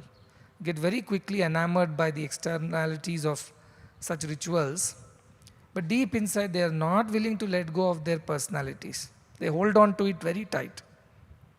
So when the Guru comes and tries to open the fist and take that thing out, they are very hard. They do not allow. And that is when Guru tries and tries and tries, says that leave it. When they are fed up on their own, let them come. Because what's the point in me trying to feed somebody who is already filled with all kinds of things, who does not have space for my tasty food? What's the point in feeding such a person? They will only vomit everything. So he won't engage with them. And the day Guru loses interest in you, that is the most unfortunate day of one's life. That's all I can say. Why did he lose interest in you? Because you did not allow him for such a long time. Then he would give up and say, let him go through another lifetime or life cycles of the same misery and then come back when he's hungry. I will feed them then. So allow your Guru to be one, enjoy that freedom of a relationship where he does not have to hesitate, cannot be reluctant, need not be reluctant, can say things as it is. Then the Guru and Shishya's journey together becomes a very meaningful, very purposeful, very elevating, very enjoyable journey. Because both are walking step in step with each other. Nobody is dragging on the other. So allow that enjoyable journey to the Guru because he wants to take you to your destination. Allow that. That is the most important quality of discipleship. And this will happen when we have complete trust in Guru. Like sometimes you do games, you blindfold and you listen to the instructions and walk. Team building exercises they do. How much you trust your team members. We had exercises like this too when I was doing MBA. And believe me, some of our team members were very notorious. So we had some pitfalls also, some falls also, just out of fun. But to be able to complete, even if you can't see a thing, you hear Guru's voice, you have faith that you can take the next step without worrying whether there is a ground or no ground, whether you will sustain or fall, whether it is dangerous or not. Without thinking twice, you should be able to walk forward. That kind of discipleship is what the Gurus enjoy the most. That, if you can do as disciples, I think that's the perfect Guru Dakshina. There is no other Dakshina that Guru needs. What will he do with anything else that you give? Even if you give me, it's never mine. It anyway goes to the people. For all other things are of not much meaning and purpose to me. What is really important for me is this discipleship, which allows me to be free, not burdened by, if I write this sentence, I don't know how they will interpret it. I do not know if this word is appropriate. I do not know whether I should tell them this at all, or should I tell them after a week or after a month. Should I say it now or later? Should I tell through somebody or can I speak directly? These worries should not come to a Guru at all. The moment you have made Guru worry about all these things, you are not a good disciple. Simple as that. But then Guru is compassionate. Sri Puttaparthi Nilayudu Kapadu Ninnu Karunakaruday Chai Patti Ninnu Brochunu Ee Pattunu Vidavakunda Yelunu Ninnu. Profound. The Lord of Puttaparthi, the compassionate one, will protect you. Kapadunun, because you are always going and falling into the wrong ways. So I have to run and protect you. And how? By holding your hand firm. in a firm grip so that you don't slip out of that grip.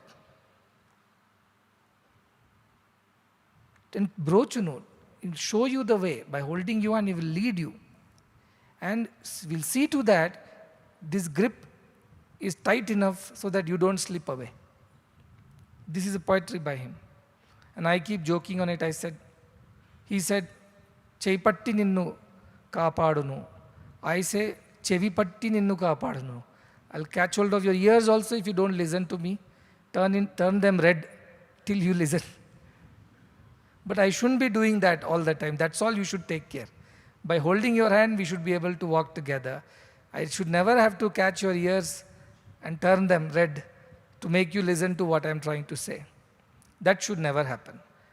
Allow your Guru that kind of joyful relationship. Then spirituality becomes a joyride. It's never a burden. Even in the most difficult circumstances, which you think you can never navigate, which you think you can never overcome, you will find that because of your Guru's presence, you are able to overcome even those. If you allow that relationship to happen. And that kind of freedom in the discipleship and the mentorship of a Guru is the most beautiful way of enjoying this spiritual journey together. And that is what I ask of everybody. I should not have to think twice before telling you a thing. Because I truly believe, and I am comfortable knowing that you know that I am saying it for your highest good. And you would never misunderstand, mistake it, misinterpret it, or doubt it. That kind of discipleship is what I want for Guru Purnima. Everything else is secondary to me. Because from there begins all this evolution. Tatparaha, eager to follow Guru's advice. That transforms everything. And be like that. That kind of disciples I love. And I have many of you like this. I enjoy that. But then I have few who make me think once, twice, thrice before saying a word. But that doesn't hamper my journey, that hampers your journey. And that you should not ever allow. Ask yourself, have I reached that state when I truly, truly believe in Guru's words, even if they're not the ones that I want to hear, the pleasantness of it or niceties. Whatever it is, I will take it because this is good for me. Why? Because I never doubt my Guru. He only wants the highest that I have. I may have plenty of desires. I may have plenty of ideas of my own personality issues, my own distractions and deviations. But once he says he has taken time out, taken extra interest in me, he has spent a thought on me to protect me, how can I not honor that? That kind of value you should give to a Guru's word. That is the kind of discipleship that I really expect. It is not easy, let me tell you, let me not make it sound that it is possible just like that. No. You have to work a lot on yourself to allow yourself to be like this. And it takes a while. It won't happen overnight. But you must stay committed to this idea that everything I am ready to lose in this world, I cannot lose my Guru's interest in my progress. I should not push him to that end, that far, that he says, let it go, let it be. We will see another time. It should never come to that. The day it comes to that, that is the most unfortunate day in our lifetimes of spiritual sadhana. So make sure that none of us allow that to happen. Then our journey will accelerate from wherever we are. And as I said, whatever Guru says is right. There is no wrong in Guru's saying, because a Guru is always interested in our highest. So when children come and ask me, I have this dilemma, I have this problem, I have this doubt, they seek answers, I give the answers. The answers may not be what you wanted to hear, but you must have the faith and courage to follow that. It's only then that you will benefit from this relationship. Otherwise, it will just be wasted. Best of the three we will try. You don't try these things on your Guru, because every time I will intentionally pick up the wrong chit only for you. Because you are yad bhavam tad bhavati. As you are, so you will experience. Never be dishonest with your Guru. Even if you are wrong, be honest to say you are wrong and seek pardon and seek correction, even punishment for that matter. But don't act in front of your Guru. Don't be dishonest. Let the relationship be the relationship of honesty, of trust, of sincerity. Then you see your progress is very fast. A lot of people have come from around, they ask me, how all this was possible in 10, 12 years? They have only seen Muddenahalli. If they go to all, I'll be praised. None of these mattered. We just followed. And the divine guided. And all this has happened. Why? Because there is purity, there is honesty, there is sincerity in this relationship. And that is what the Guru enjoys the most. As Narasimhamurthy has said so many things in the, I was enjoying both the speeches. There are two different kinds, their talks, their personality, and I enjoy both. Chow chow baat. His is pure poetry coming out of some depth of, he has thought about it, he has experienced it, that's what he speaks.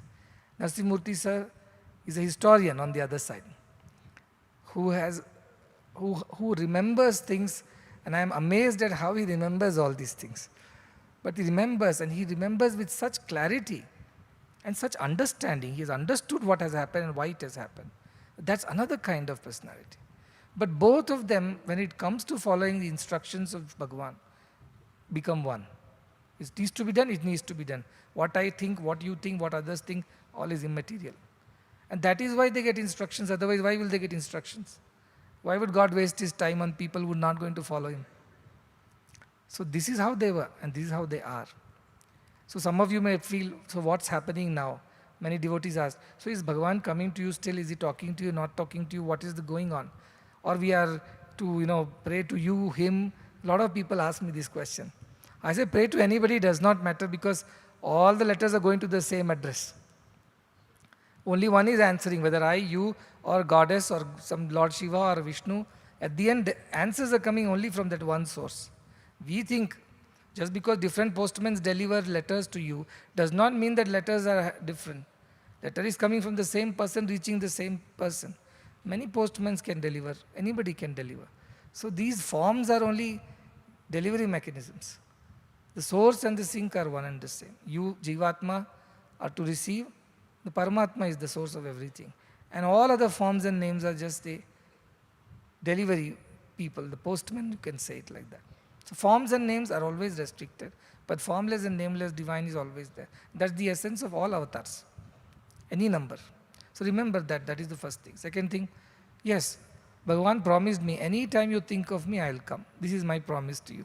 So I think of him, he comes, but there is no more asking and reasoning with him or trying to convince him about something or he trying to convince me. All those days are over. Instructing, do this, don't do this, tell him this, do not tell him this. All those days are over. Those were all preparations, those were all training programs. Anytime, even now, if I ask him, please tell me what needs to be done. He says, Nik telsu nu chusko, nu chesko. You know it, you do it, you say it. He never takes interest in giving instructions anymore. He says, you know it. And many times I am dumbfounded because I say it's very crucial, very important. He says, just trust yourself. Trust yourself and go ahead. And you won't fail. The biggest one was the medical college. Because it was a different thing. We never did that. We didn't know how to do it. And when that came and I told him, he said, just go ahead. And I said him the name, Sri Sathya Sai Institute of Medical Sciences. Then he said, there is already an institute, no? Why you are making one more institute of medical sciences? I said, no, but that is another one. No, urke confusion avutundi. There will be confusion here there. I did not even propose. He himself said, nee per petko. You put your name. I said, no, that won't be right. That won't be correct. People may not appreciate it. It was still a little early. He said, why? That is right. And have the courage to do the right thing, he told me. Do the right thing, that you have the courage to do the right thing. So I just went ahead, whatever people thought. Why? Because whatever he says is for the highest good. He told me, one day you will be a guru. I never believed it. 2013-14. I said, what can I do for people? I am after all your disciple, a devotee. I can at best follow your command with whatever little abilities. I am not capable of such things. And don't even expect that from me because I am not capable. But he knows. what every one of us are capable of. We don't believe ourselves, but Guru believes in us, and that's our strength. And then we suddenly realize that what he thinks is true. And that is how each one of us grows. And he gave me a very, very simple example. This was in 2014. He said, if all your friends have gone for a picnic and they're all playing by the river, they don't realize that it is going to be sunset soon and the forest is filled with wild animals and they must return before it becomes dark. But you are the wiser of the lot and you decide to leave early and come out of the forest and be safe. But then you think of those who did not realize this and were lost in the merrymaking, and you feel compassion for them and come back for them and guide them out of the dark forest, save them from the wild animals. Then you will be a guru, and that is your job. 2014, I did not even, or 13 or 12, I do not remember. I did not even understand what he was saying, but he said, that's your job. To go back for those who are still stuck there having fun, without realizing what danger is lurking upon them. Go back because they're stuck in their worldly merrymaking, their worldly joys. They don't realize that soon this world will consume them, destroy them. And they would not know how to find their way out of this maze. For them, even though you are out of the forest, you must go back for them through the forest, charting all the way back to where they are, and then take them out, save them. That's your job. And that is the idea. So Shankaracharya says, what do these do? Swayam tirna bhima bhamarnamam janan hetu na anyanapi tarayantaha. They are already redeemed. They have crossed the river. They are on the other side. They don't have to worry. They are reaching home. But then they look back and see there are so many stuck on the other side. Why did they not board the boat then when the time was there? Because they were lost in the world.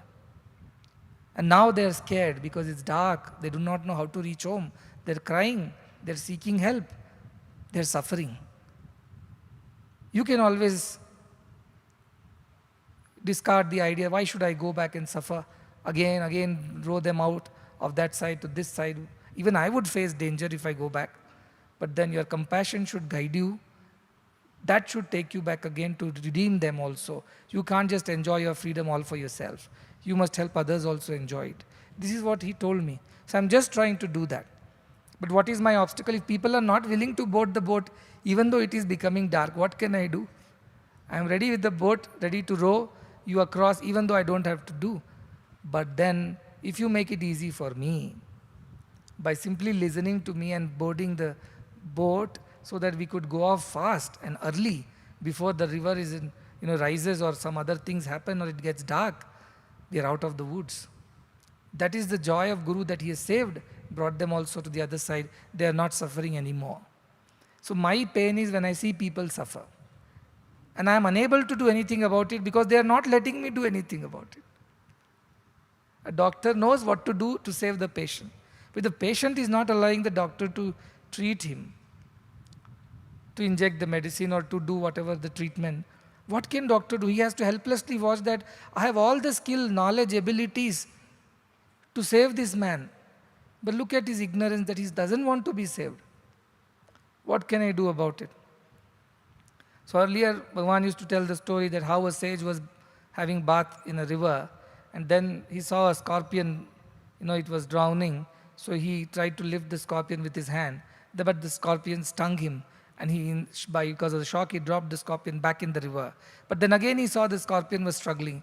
So out of compassion, he picked up that scorpion again. Again it stung him. Again he dropped the scorpion struggled. Again the Guru picked it up to save it. And the disciples who were watching from a distance, they said, why are you doing this? It's stinging you. Leave it. He says, scorpion only knows how to sting. But I have to save because that is what I know. And many times, I find myself in that position.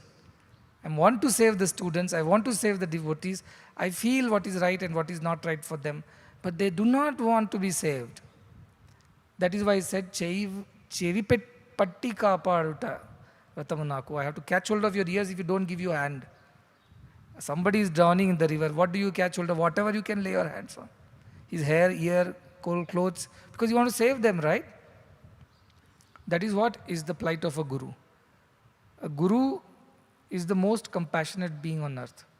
Nobody can match his compassion, not even a mother, not a father, maybe God, yes. But on earth, Guru's compassion is beyond.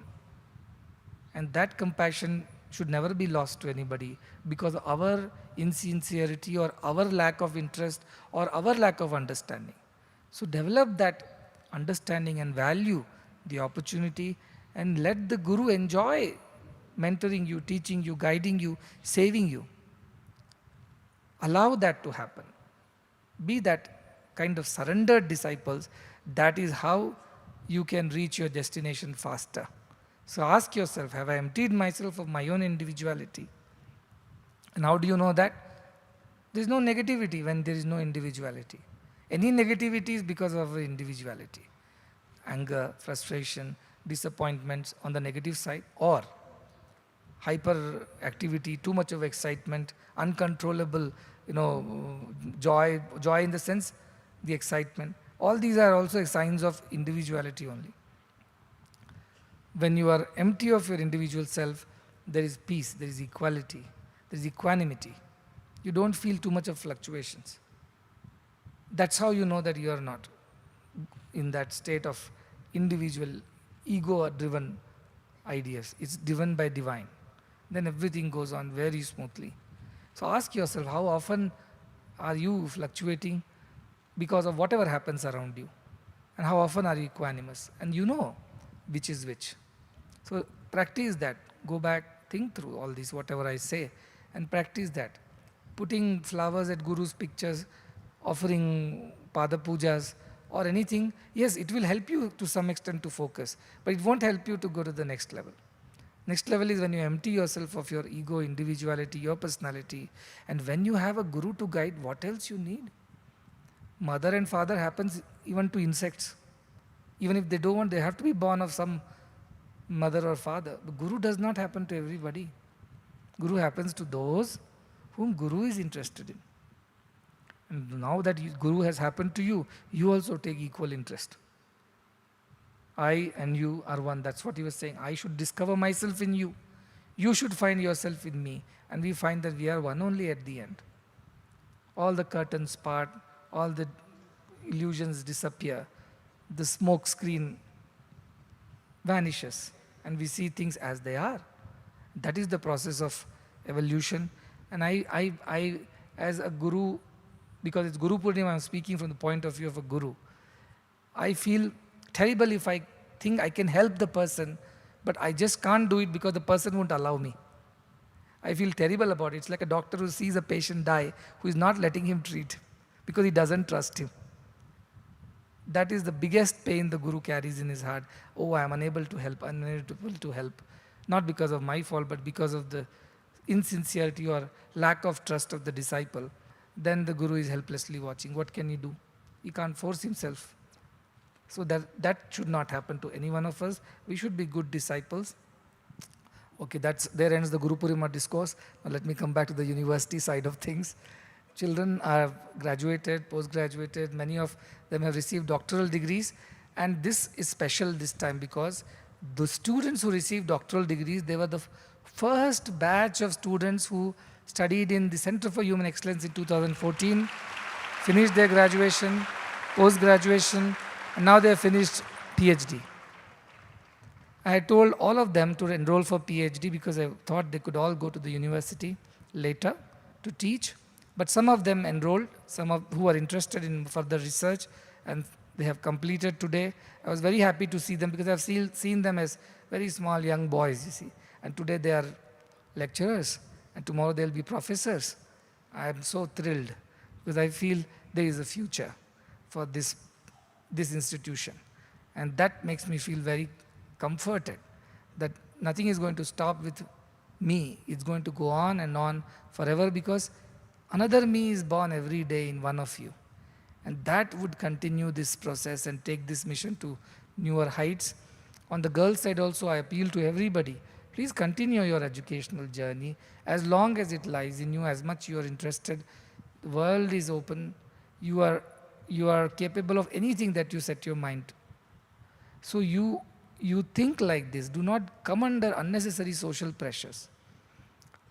And the parents, ಯಾರ್ಯಾರು ತಾಯಿ ತಂದೆ ಅವರು ಪೋಷಕರು ಇಲ್ಲಿದ್ದಾರೆ ಅವರು ಕೂಡ ಹೇಳ್ತಾ ಇದ್ದೀನಿ, ಈ ಮಕ್ಕಳನ್ನ ತಾವು ಇನ್ನೂ ಪ್ರೋತ್ಸಾಹನೆ ಕೊಡಬೇಕು.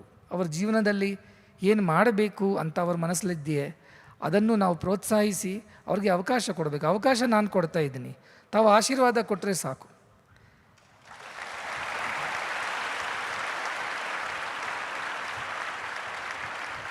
ಅವರಲ್ಲಿ ಎಷ್ಟೋ ಪ್ರತಿಭೆಗಳಿದೆ, ತಾವೇ ನೋಡಿರ್ತೀರಿ.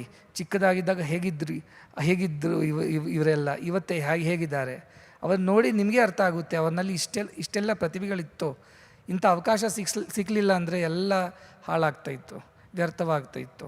ಆದರೆ ಇವತ್ತು ಅದನ್ನು ಸದ್ವಿನಿಯೋಗ ಮಾಡಿ ಇಷ್ಟು ಮಟ್ಟಿಗೆ ಅವ್ರು ಬಂದಿದ್ದಾರೆ, ಇಷ್ಟು ಚೆನ್ನಾಗಿ ಓದಿದ್ದಾರೆ, ಇನ್ನೂ ಹೆಚ್ಚು ಮಾಡಬೇಕು ಅಂತ ಅವ್ರ ಮನಸ್ಸಲ್ಲಿ ಆಸಿದೆ. ಅದಕ್ಕೆ ತಾವು ಸಂಪೂರ್ಣವಾಗಿ ಸಹಕಾರ ಕೊಡಬೇಕು, ಆಶೀರ್ವಾದ ಮಾಡಬೇಕು. ಅವ್ರಿಗೆ ಏನು ಬೇಕು, ಎಂಥ ಅವಕಾಶ ಬೇಕು ಅದು ಮಾಡಲಿಕ್ಕೆ ನಾವು ಸಿದ್ಧವಾಗಿದ್ದೀವಿ. ನಾವು ಇಬ್ಬರು ಸೇರಿ ಅವರ ಜೀವನ ಒಳ್ಳೆಯದು ಮಾಡೋಣ. ಅವ್ರ ಜೀವನದಲ್ಲಿ ಅವ್ರಿಗೊಂದು ತೃಪ್ತಿ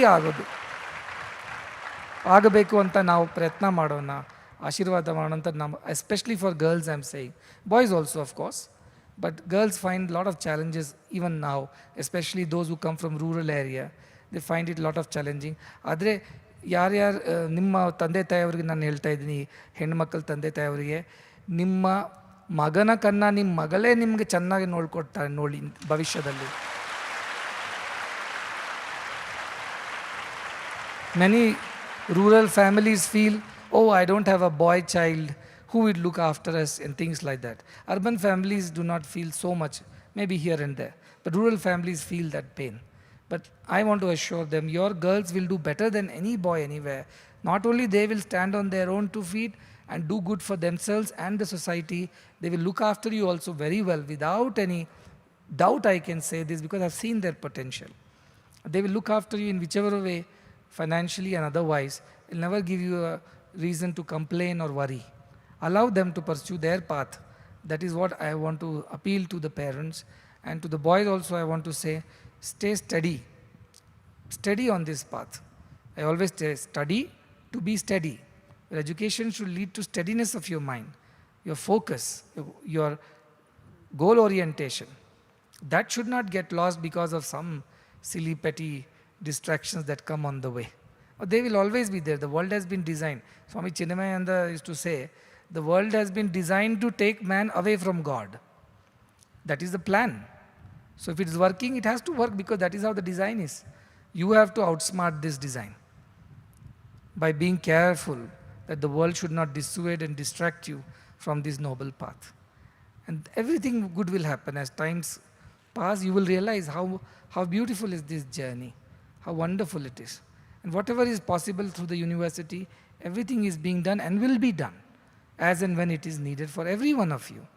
You just be careful not to miss a step and lose the opportunity. That is your personal responsibility. So that you have to ensure, and everything will happen. Everything will happen according to the divine grace. As long as you are sincere, you are Shraddhavan, all the blessings are there. And you are the future of the world. There is no other institution. All the vice chancellors said the same thing, right?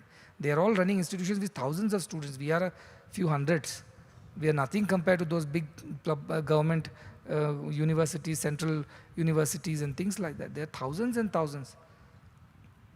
But they still feel that none of them will redeem the world, none of them will save the society. It's only this institution and a few of us, handful of us, who have the ability to do this. They are so thrilled to meet all of you. They feel there is hope.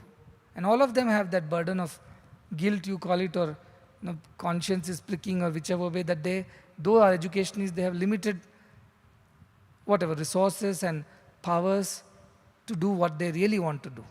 Their hands are tied.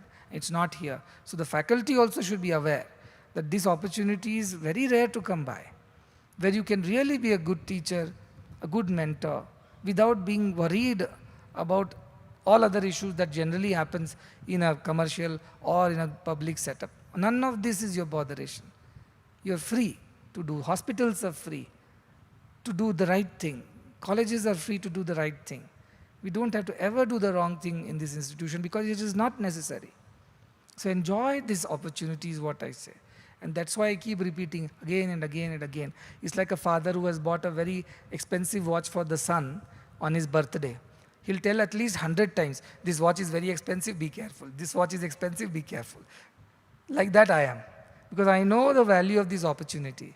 And I know that some of you may not be able to fully appreciate it. So I keep on repeating like a parrot, even at the cost of annoying you, because I want to ensure that you know the value of what it is. And you don't lose it just because of your carelessness. So that is why I keep repeating this often. But as a guru, this is my, call it plight, call it my pain, call it my wish, call it my desire, that I want everybody to be happy. I want everybody to be enjoying their, whatever they're doing in their life, and doing it sincerely, honestly, happily. I want to see happiness around me. I do not want people to be miserable for reasons which are ridiculous. Like somebody in this place is miserable, I feel if somebody is miserable here, they can never be happy anywhere in the world. So when I say be happy, it's not a blessing, it's a command. That you better be happy, and learn to be happy, and find ways to be happy. And don't find excuses to not be happy. Because that's wrong. So when I say be happy, you better be happy, make efforts to be happy. Because nothing better than this can ever come to you in lifetimes of your journey. In lifetimes, not just this lifetime. In lifetimes. So realize that value and be sincere in all your effort. All the grace is there in abundance. It's flowing copiously. We have to make our vessels empty to gather as much as we can. Expand our heart, expand our vision, expand our understanding, and enjoy as much grace as you can. This is your opportunity to seize, and do not miss it. This is all, as a guru, I can go on repeating. I'm very pleased with all the efforts that have been put so far in the university, and even otherwise. I've seen all of you progress from wherever you to where you are today. Everybody has improved. And that makes me very happy. That's the teacher's joy, right? When students do well, the happiest person is the teacher, even more than the students. Because the teacher feels, oh, finally, they're all learning, they're growing, and my work is getting rewarded this way. So be like that. Make me proud that all the efforts are being rewarded through your evolution, through your growth, and above all, through your happiness. I want to see happy people around me. Don't find reasons to become unhappy, please. Do whatever you can. We have given a lot of certificates this year. Next year it will be even more certificates. While I don't mind giving it, it's definitely not Shrama for me, but there has to be a method to the madness. So next year only first class people will get certificates from me, the rest will get from Narasimha Murthy ji. So you decide with whom you want your photo. If you want with me, minimum is first class marks, all of you. And even for the IOHV, the Institute of Human Values, why I started giving certificates, because nobody was taking those courses. Bhuvana and everybody had made those courses, the short-term nice courses. Nobody was taking. Then I told, okay, tell them on the convocation day, I will give them certificates, even though the course is online and things like that, just to make it popular. Now everybody is taking not 1, 2, 2, 3, 3 courses. I hope they're taking it for learning and not for just a photo. And the diploma courses we started in music, those who missed the bus when they were young, they are enjoying it now. They're housewives, doctors, teachers, workers who have taken these courses and enjoying learning Carnatic, Hindustani and things like that. I'm happy as long as they're happy. But again, as I'm saying, those who secure the first division marks and above, I'll give certificates in all these things, whether it's IOHV or it is diploma in music or it is in graduation, post-graduation, whatever. Less than that, not my standard. It has to be above. Now, and you can imagine if I'm telling first class now, distinction will come as the rule few years down the line. Because why should you leave any marks? Suppose there are 100 rupees lying on the table. Would you pick up only 90 and leave the 10 out and no problem? You will take all the 100 and go, right? Because you know the value of every rupee. When 100 marks are to be attained, why should you leave 10 marks behind? You should take all 100 and come. That is how I was as a student. I would go and argue with the teacher till he gives me the marks. I would say, I have written what is right. You tell me what is wrong. No, if I keep giving you every time 9900, every other student thinks I'm favoring you. I said, that is not your botheration. Have I written the right thing? Have I written it correctly? Then give the marks. No, in languages, traditionally we never give full marks. I said, son, you change the tradition. Every time. I used to argue. I said, give marks. If I've written, you give marks. What is this kind of excuse? So teachers used to be fed up because they used to say, he's not going to leave us. He will haunt us like Nakshatraka. Wherever we go, he'll come behind. Not out of competition, but out of the sense of what is right. If it's right, you better give marks. So that is how I was, because I felt, why should, I am supposed to get all the 100 marks, right? That is how the exams are. I am supposed to know everything that is being taught to me. How can I pass without knowing something, saying 60% is okay? A doctor who has learned 60% of surgery, 60% of treatment, would you like to go to the doctor and get treated? For all you know, you have only 60% chances of survival. So how can you not learn everything that you're supposed to learn? This is my argument whenever I see marks. I say, you should get every mark. Why should you leave one mark behind? For whose sake you're leaving? And if you don't know, therefore you did not score those marks, that's even dangerous. You should have known it in the first place, because you're supposed to be knowledge seekers, vidyarthis. So remember like that. So right now I will only, going forward, gold medalists and first class, they only will get certificates from me. All others will get certificates by their respective HODs or institution heads. I'm not going to give. So you rise to the standard, you build better standards, and make me stand here for 3 hours so that every one of your class gets the certificate, because all are first class. I don't mind standing 3 hours also. But you should make me stand. It's not effort. And I want to see an institution of such excellence, such eminence, such prestige. And that's in your hand, not in my hand. It's the students who make the institution prestigious or not. So do that. Lot of blessings. It's been a long day. You all have worked very hard. And and many of you are returning, I think, tomorrow to your other campuses. To all of you, a lot of blessings. You'll all come back in August or maybe even in July end to stay here continuously till November. Please take permissions from your parents, sign the consent letters, and then only you will be allowed. Whatever other things needed to be done, that's being done here. All the arrangements are being made. I may not be able to visit any campuses. You come back again to see me, and we will spend a very beautiful 100 days together, talking to each other, not just academic subjects, but also about many spiritual truths. And I'm sure these 100 days will be transformative. You won't be the same people again. This was my promise during COVID. I said, after the COVID ends, with all the Paravidya, you should not be the same people again. When you look in the mirror, you should not recognize yourself. You should look, not physically, I mean, mirror of your mind, that you are not the same person anymore. Likewise, after these 100 days, everybody should be divine. No vestiges of animality, no traces of human. Completely pure divinity is what should be shining through each one of you. That is the effort that we are willing to put. Spend these 100 days with that kind of concentration, Shraddha, and you will receive abundant grace. This is your, as I said, lifetimes of an opportunity.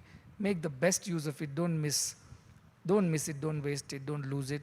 With these words, again, as over-concerned guru, I keep telling this often, but that is how I am. You should understand what's in my heart, why I am so concerned, why I am so keen on saving you and helping you be happy. And you should also cooperate. With that, again conveying blessings to both Srinivas, now Dr. Srinivas and Dr. Narasimhamurthy. I consider it as my personal achievement somehow. I always wanted, because people will call them doctors and then I would feel bad. So I would say, no, they should be having, because they have done that work. I'm sure PhD holders don't have this much of knowledge about public health that he has, without having a, so to say, a healthcare degree. But he has more understood because he has worked. His knowledge is his strength. So also he. So I'm very happy that through this university, we could award doctorates to so many eminent people, and amongst them, 2 of them. And I'm very happy that we have such people as a part of this university, this mission. That's wonderful. So blessings to everybody. With this, I will conclude.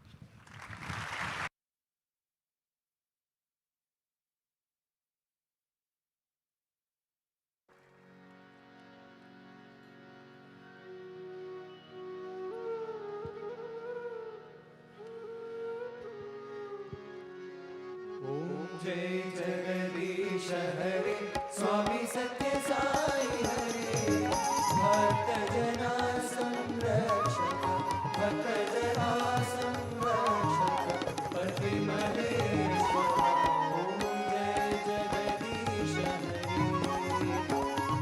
शशिवदना श्रीकरा सर्वा प्राणपते स्वामी सर्वा प्राणपते आश्रित कल्पलतिका आश्रित कल्पलतिका आपदार्थका ओम जय जगदीश हरे माता पिता गुरुदैवं मर्यन्तयुनीवे स्वामी मर्यन्तयुनीवे नाद ब्रह्म जगन्नाथा नाद ब्रह्म जगन्नाथा नागेन्द्र शयना ओम जय जगदीश हरे ओंकार रूप ओजस्वी साई महादेव सद्गुरु साई महादेवा मंगल हारति अंतुको मंगल हारति अंतुको मंगल गिरिधारी ओम जय जगदीश हरे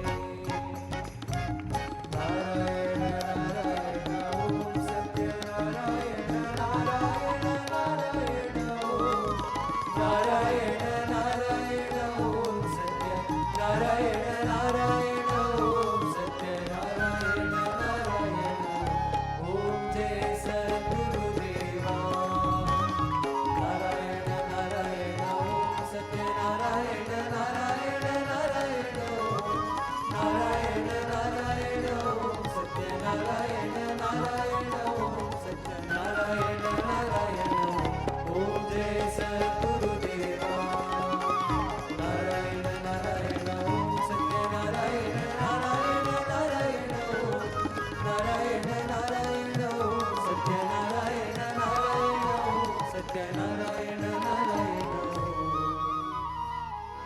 ओम जय सद्गुरुदेवा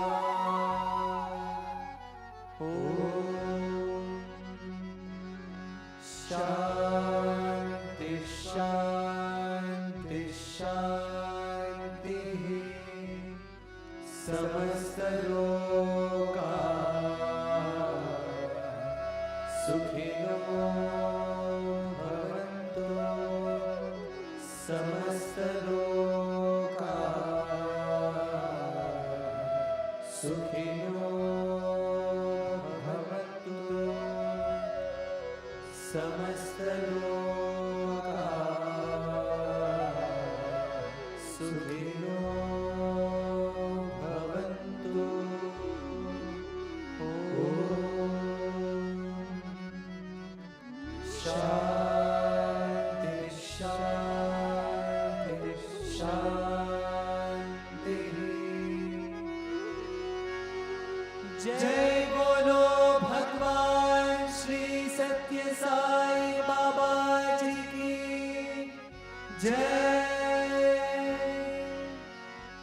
जय बोलो सद्गुरु श्री मधुसूदन साई जी की जय